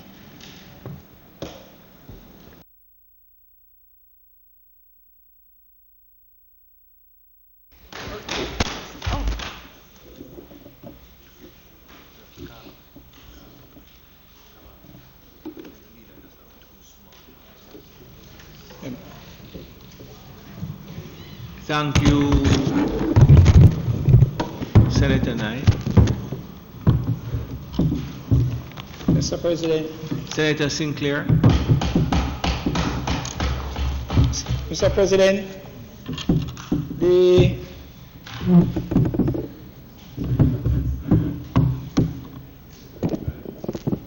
principle behind the bill is one that I don't have a problem in accepting. The increase in fines is what the bill speaks to. The Honourable Minister, I would say, must be commended for leading the charge in respect to reviewing, and he has stated it publicly, that he would want to have he would have preferred to have had a wholesome review done. Obviously, with the number of acts that exist, as was stated by the leader of government business, over 800, obviously there are challenges in respect to that. But the Minister of Justice, the Honourable Minister Delroy Chuck, has moved ahead in respect to the bills that and the acts that fall under his portfolio. And we do appreciate the comments made by my colleagues on the other side. They speak to the movement from small sums to large sums. But we, as attorneys, do appreciate that these are the maximum fines that are imposed or can be imposed. But in respect to what takes place, there are factors that will determine what is actually imposed on somebody who is convicted of a particular offense. But Mr. President, as legislators, I think we should send the signal to society that there must be a deterrent. And this is just one way of sending that signal. In respect to the particular bill, as my friends on the other side, they have concerns. I do have a few concerns. Because when I look at Section 33 of the Criminal Justice Administration Act, which speaks to persons taking or attempting to take in any court any photograph or with a view to publication, make or attempt to make in any court any portrait or sketch of any prisoner. And the fine, you're moving from the paltry sum of $20 to $1 million. I ask myself the question, and I suspect it may just have been that a particular legislation exists which states that. But I'm certain that there has been discussion in respect to televising trials or things that happen within the court. And if we're moving in that direction, or contemplating a move in that direction, Mr. President, then I ask myself the question whether, in doing a further review, whether this particular bit of legislation needs to be omitted altogether. I think the court is an open place, unless there are matters that are before the gun court, which is an in-camera hearing, or there are family matters in the family court. But it's open to the public. And so I ask myself whether this legislation actually needs to remain there. I don't know if you have a particular view on that, as to sketch of a person who is a prisoner being taken. I believe too it would, for the persons who are reading newsprint, if a sketch is placed in there, it gives more life to the whole process and may cause persons to be more attentive to what takes place within the judicial system. So, I also look at, Mr. President, when I compare that to the amendment being proposed in relation to Section 51 of the Criminal Justice Administration Act, where the fine is increased to $500,000. Mr. President, what Section 51 speaks to, and I will read it, every person who occupies or keeps any lodging house, retail, spirit house, tavern, or other place where spirituous or other liquors or spirituous compounds are sold, or place of public entertainment or public resort, and knowingly lodges or harbors thieves or reputed thieves, knowingly permits or suffers thieves or reputed thieves to meet or assemble therein, the penalty is $500,000. And I compare that with 33, taking of a photograph of a prisoner. And I've said that. That is something that needs to be looked at.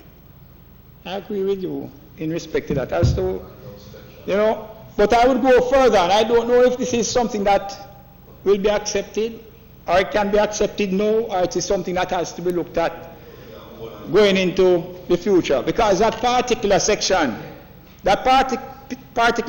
goes on to say the resident magistrate before whom he is brought may, if he thinks fit, in addition to or in lieu of any penalty.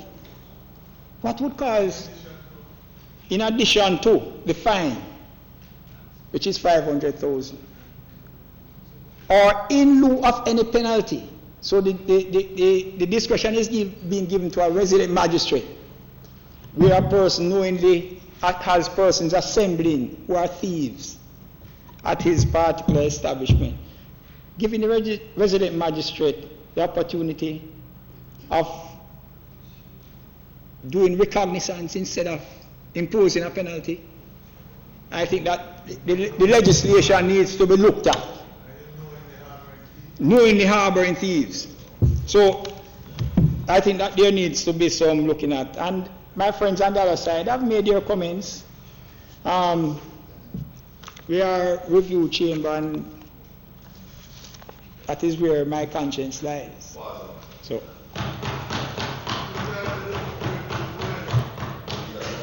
Mr. President, in doing the review of the legislation, there are other things that must take place simultaneously.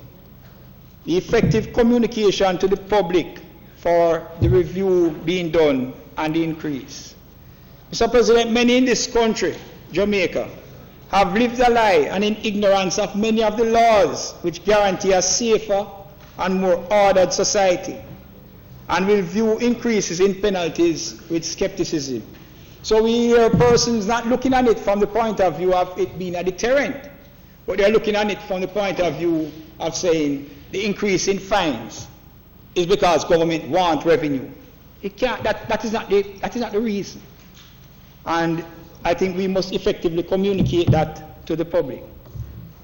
Mr. President, other things that need to be looked at: improvements in the professionalism of the enforcement agencies, and this does not rest only with the Jamaica Constabulary Force, which we see as our primary enforcement agency, but the municipal authorities, customs agency, and other such agencies, because the increase in penalties and sanctions is not meant to give them an opportunity to hustle or to, as we say, eat a food.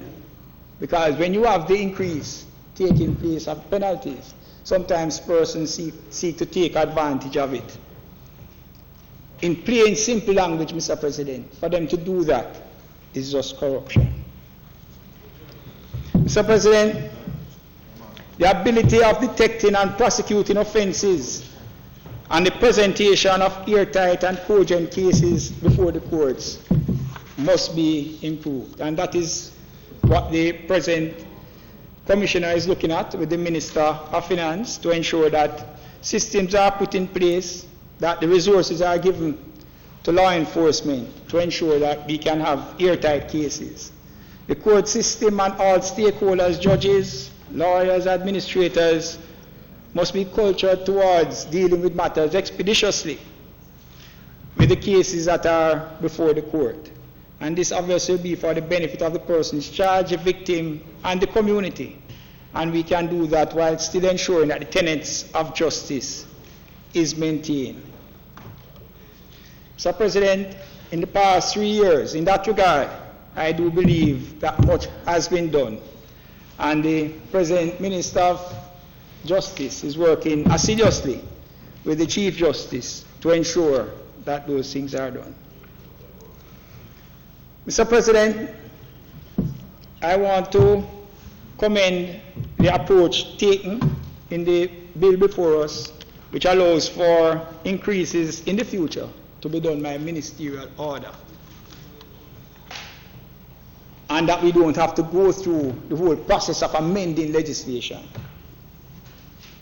This is something that exists also in other legislation, and we must ensure that it is used at the appropriate time.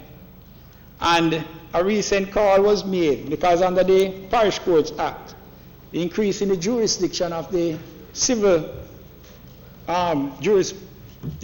courts in the parish court presently at $1 million, but the Cornwall Bar Association, Mr. President, has asked for an increase to $5 million. And this is a court, the parish court is a court that is accessible to the small man.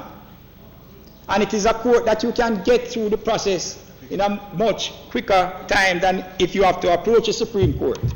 But we are not seeing the use of this ministerial order, and I'm calling on the Minister of Justice, as well as the Chief Justice, to ensure that the amendment through ministerial order is done to increase the jurisdiction of the parish courts. Mr. President, in this particular bill, we also see where there have been increases in the fines under the Coroner's Courts Act, where penalties in respect to jurors who fail to appear at an inquest is moved from $4,000 to $10,000. There has to be consistency in legislation. So I'm expecting that the Jury Act will similarly be amended.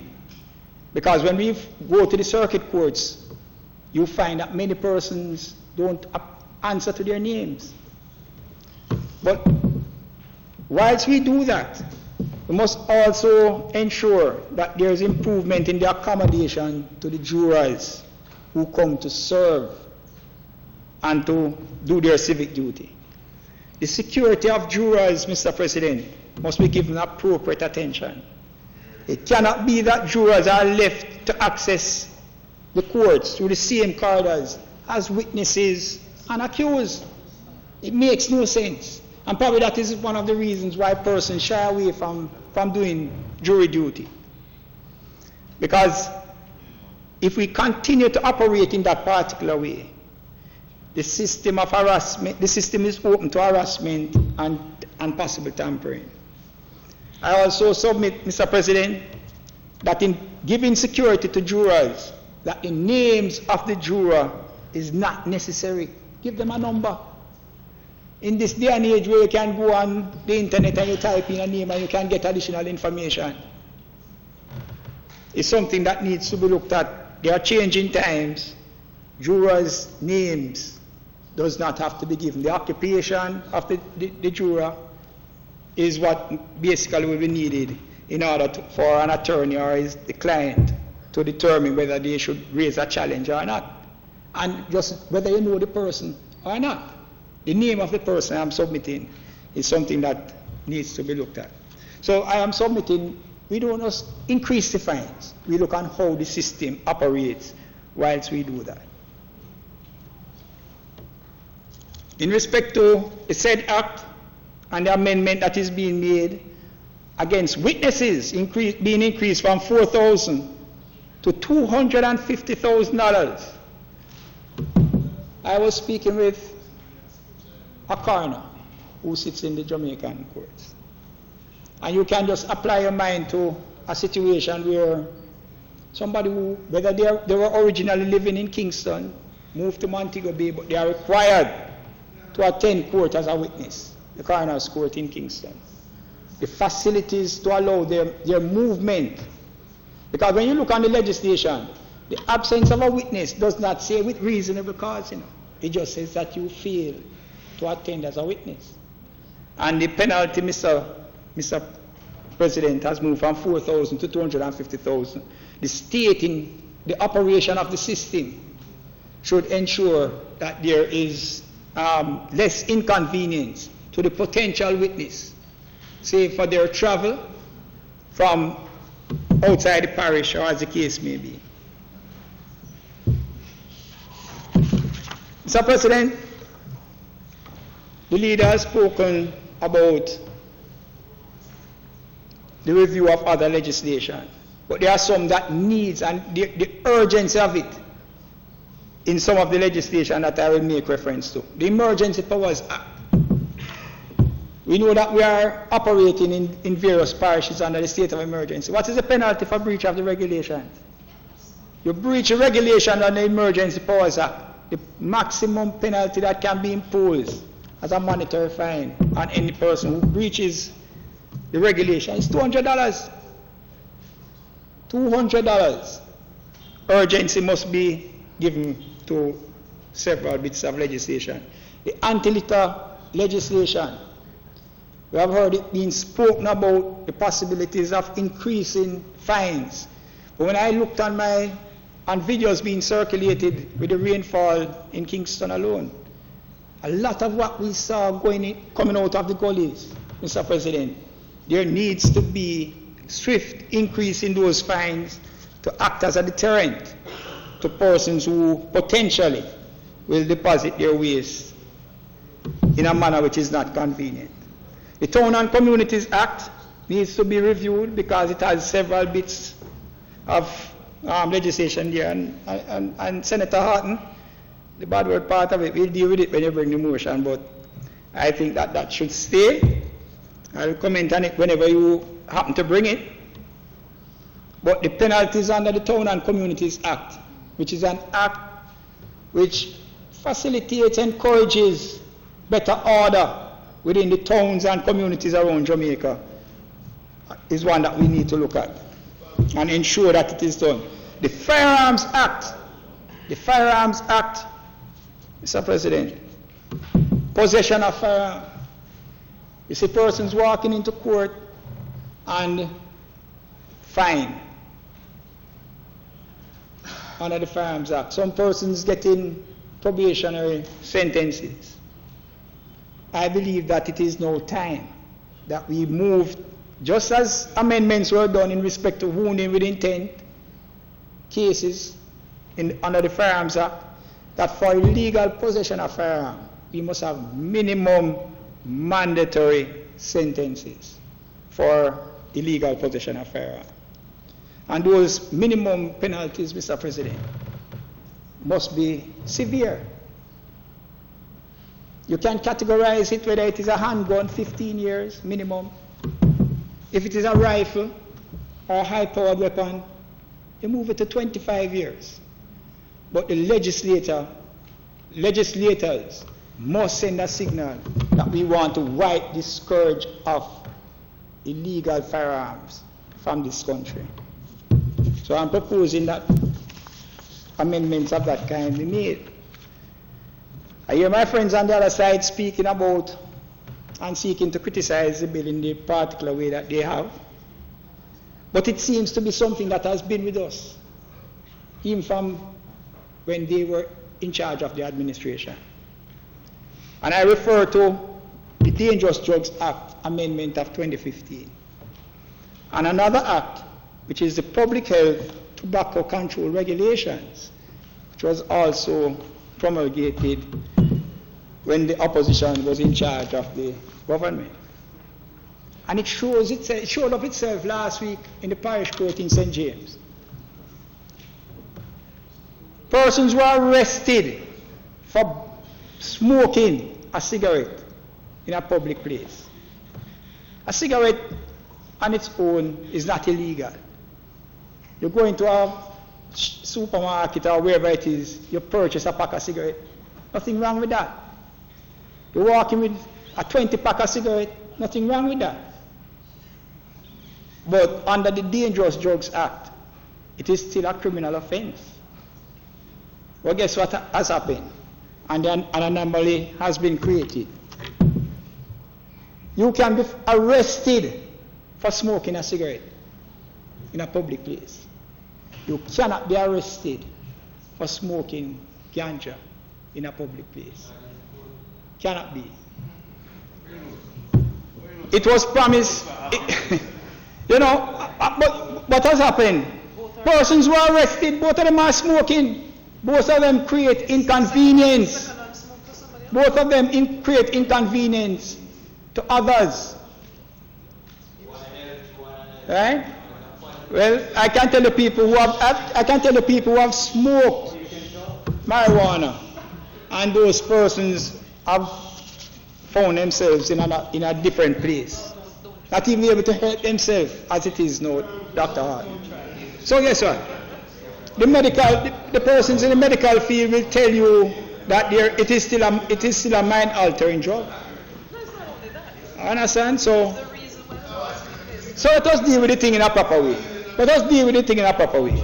So, you have persons who are arrested by the police, and when you checked it, it was for smoking ganja. That is not how you bring them before the court, you know. So those matters have to be thrown out. But the maximum penalty you look at for that, $500. But for a cigarette, the maximum penalty that you look at is $50,000. $50,000. So, a situation which it obviously doesn't sit well with many persons in society was created under your administration. So, President, my friend, Senator Samuda made a comment in 2017 when he did the State of the Nation. And he spoke about capital punishment. It is still on the books. It's still on the books. And I believe that when you listen to the commentary across Jamaica, the majority of persons support it, you know.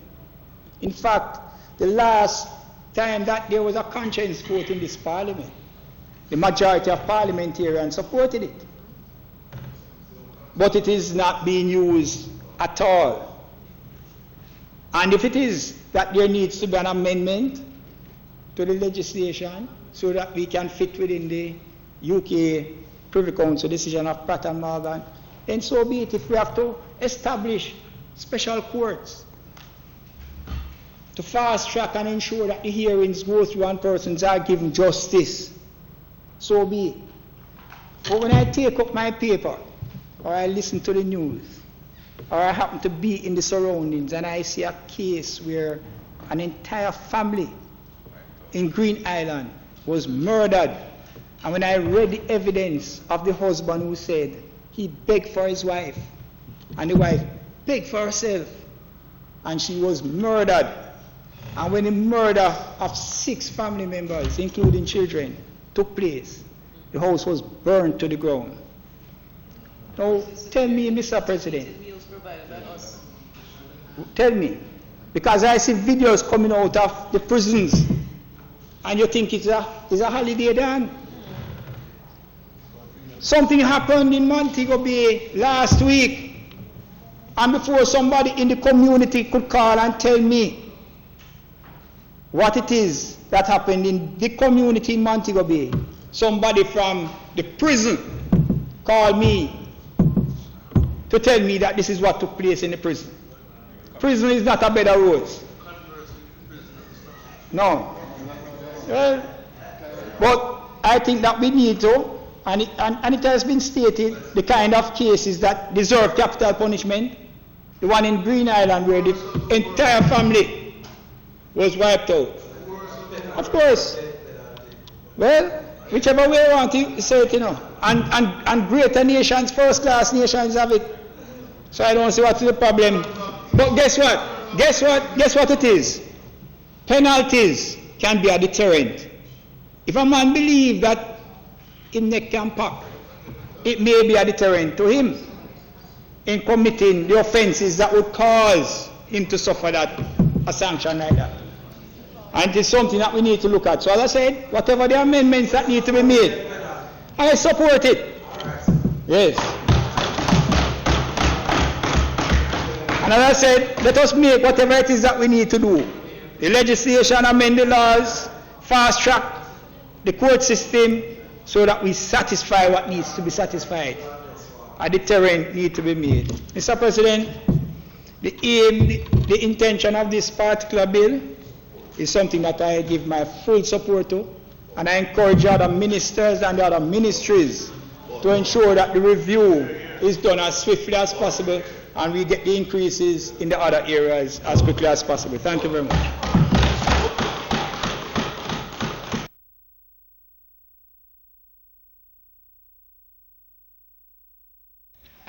No, I didn't say that. I didn't say that. Don't give anything like that. No, I'm saying that. Thank you, Senator Sinclair.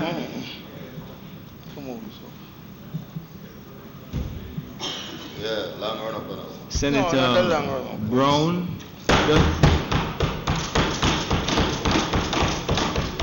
Mr. President, Sorry, I was just asked to remind Senator Knight that the penalty for smoking in public is $50,000. cigarette, for smoking cigarette.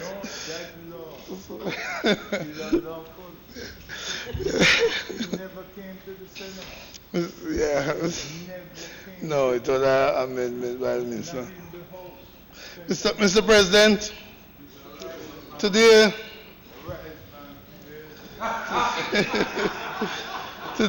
we are here and we're being called upon to advise and consent and changes in fines in a number of legislation.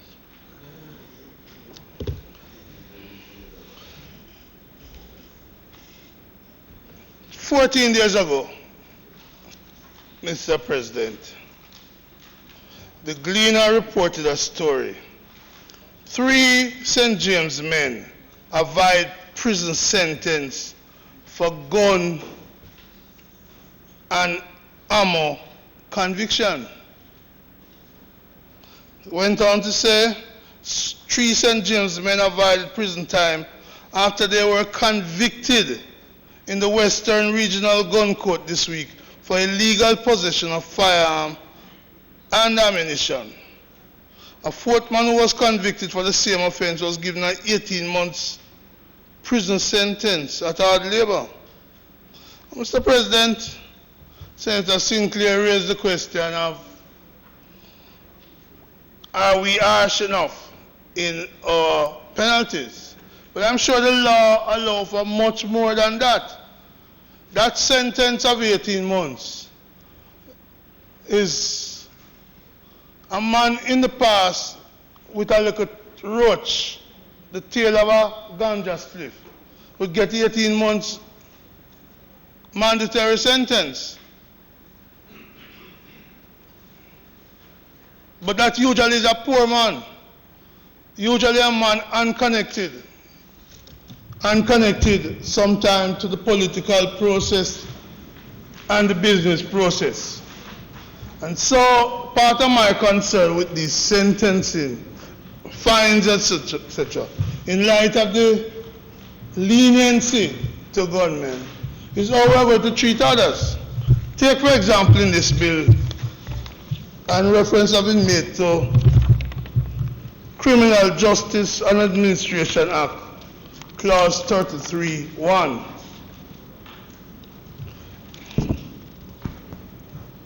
What is the offense there? No person shall A, take or attempt to take in any court any photograph or with a view to publication, make or attempt to make in court any portrait or sketch of any prisoner. This is done every day in the United States. Be you Mr. Epstein or be you Lee Boyd Malvo. They take these pictures, they take these sketches, and they put it on TV, and they put it in the newspaper. No offense, but in Jamaica, if somebody sits there and think up a sketch and put it in the Gleaner, or put it in the Observer, or put it on TV, they could face now punishment of up to 1 year imprisonment. That's what the amendment is proposing. Freedom of expression is being affected here. I can't support such archaic legislation that goes to the freedom of expression that attack our journalist profession. And not only that, it goes up to a fine of $1 million. Contrast that with $400,000 fine for the man with the gun in Montego Bay recently. Where are our values? In a parish center, Charles Sinclair, where murder has been so high, where you have had to have 2 SOEs, 2 state of emergency, and in the middle of a state of emergency, and one Zozo. In the middle of the state of emergency, what we're doing is giving a slap on the wrist to people found and convicted with guns and ammunition. Are we serious? And the journalists will get $1 million fine. But the journalists could face up to $1 million and up to 1 year in prison. So recently there's a case down in the country where a man was charged for having sex with underage people, and a photograph was taken up, the man leaving the courthouse. Illegal. Our journalists, by us supporting this bill, wouldn't be fined $20, you know? They'd be fined $1 million. And I want to hear their voices against this bill. Maximum. Their voices against this bill. It doesn't stop a judge from saying, you, what you did was so bad. It's my church brother. I'm going to give you maximum. Because the maximum is there. I know we are sentencing guidelines. But when I saw this gunmen getting 1 year, I have to ask, who's gunmen? What is it in them that meant they should only be sent for a year? Senator Charles is wanting to talk about it should be a maximum sentence and that. I want to hear you complain about those men in your town who have been given a slap on the wrist like the man who apologized for spinning around in the road. It happened in your town. It happened in your town. So I want to hear you come out against those. So I start, President, by pointing out the inconsistency and the unfairness in how we do this. And that in truth and in fact, what we need is a review of some of these acts. The telegraph one you mentioned, leader, I asked so many people what is that telegraphic thing.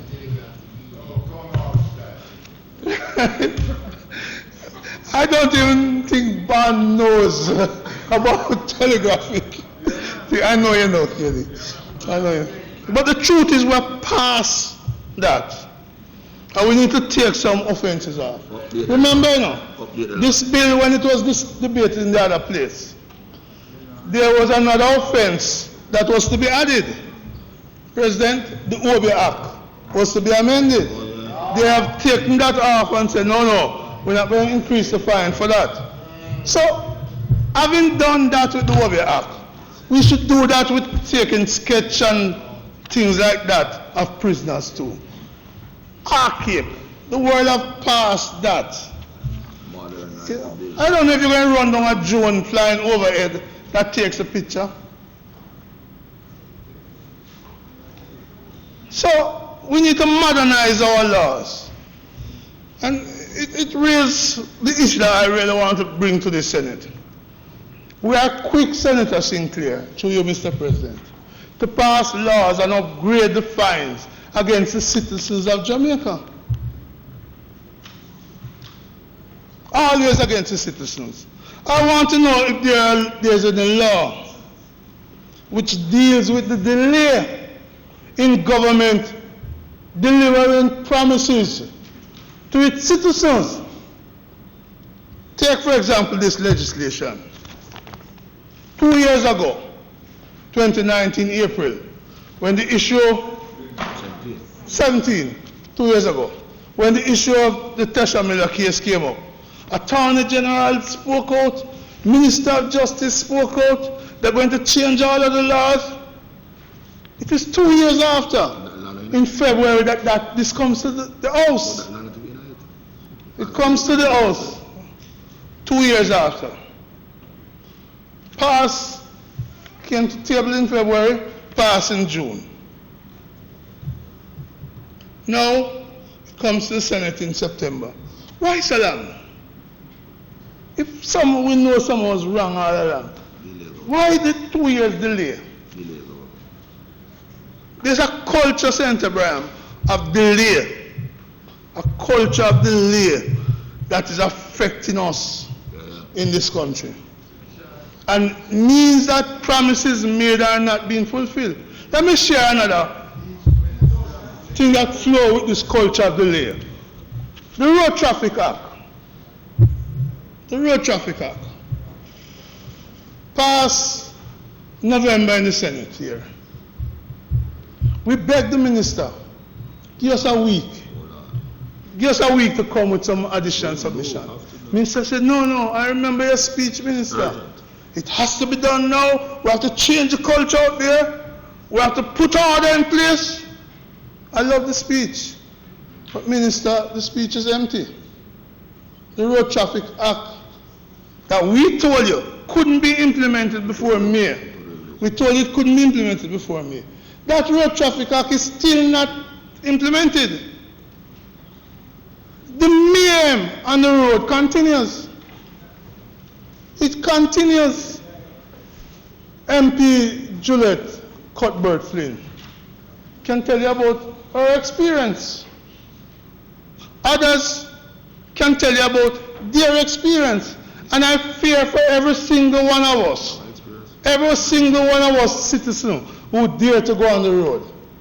Minister, your nice words. Somebody letting you down. President, I am now hearing that road traffic bill with increased fines won't come in before next year, January. But I am prepared, as we told you that it wouldn't be passed, it wouldn't come in before May this year.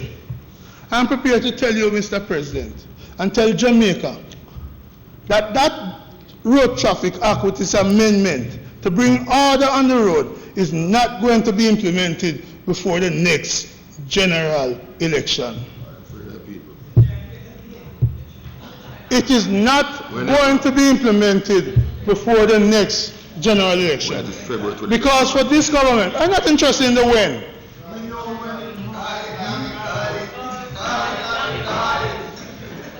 I'm going to call it.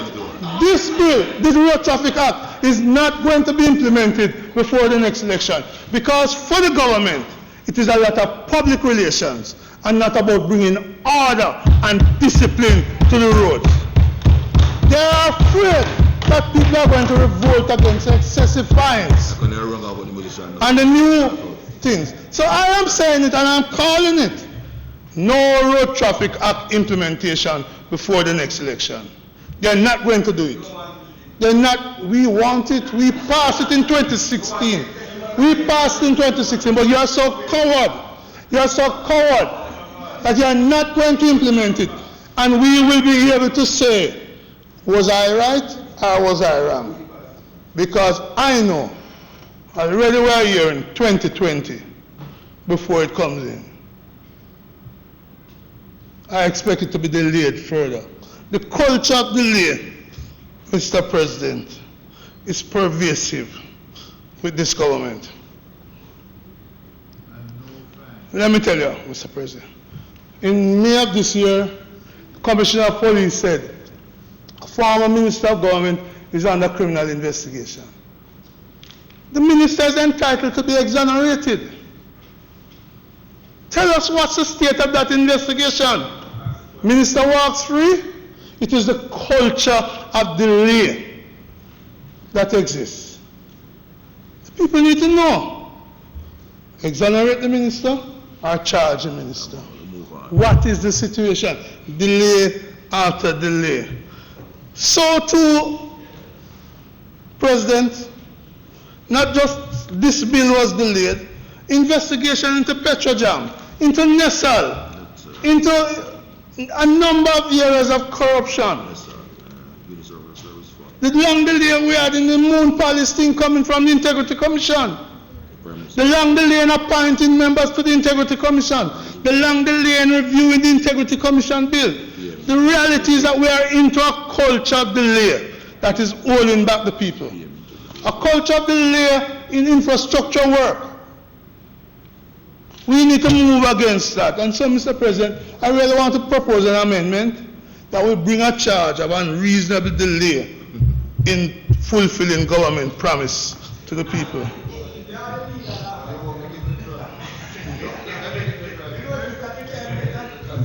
I want to bring that.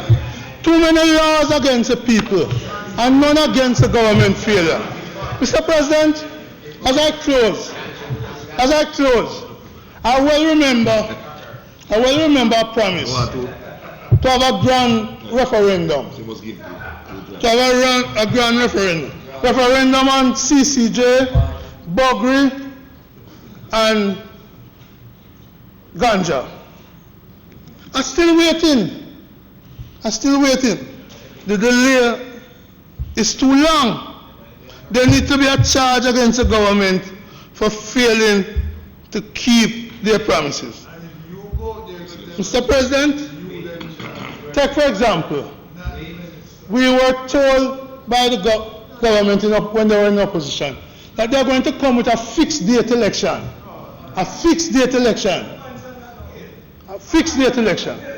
And now I am seeing a long delay in coming with the fixed date election promise. I think you're now learning from Boris Johnson that such fixed date was foolishness and he should not have had it in the first place. But it is exposed. And the last one I want to deal with as I close, President. The last one I want to deal with about this delay, culture of delay, that is not giving the people of Jamaica the things that they were promised, is the 5 in 4. Mr. President, I'm just asking for the relevance of where we are now. Yes, it's a penalty. But we're talking about delay. Section 48. Yes. Section 48. Thank you. Because, Mr. President, I am giving the reason why I'm going to make the amendment.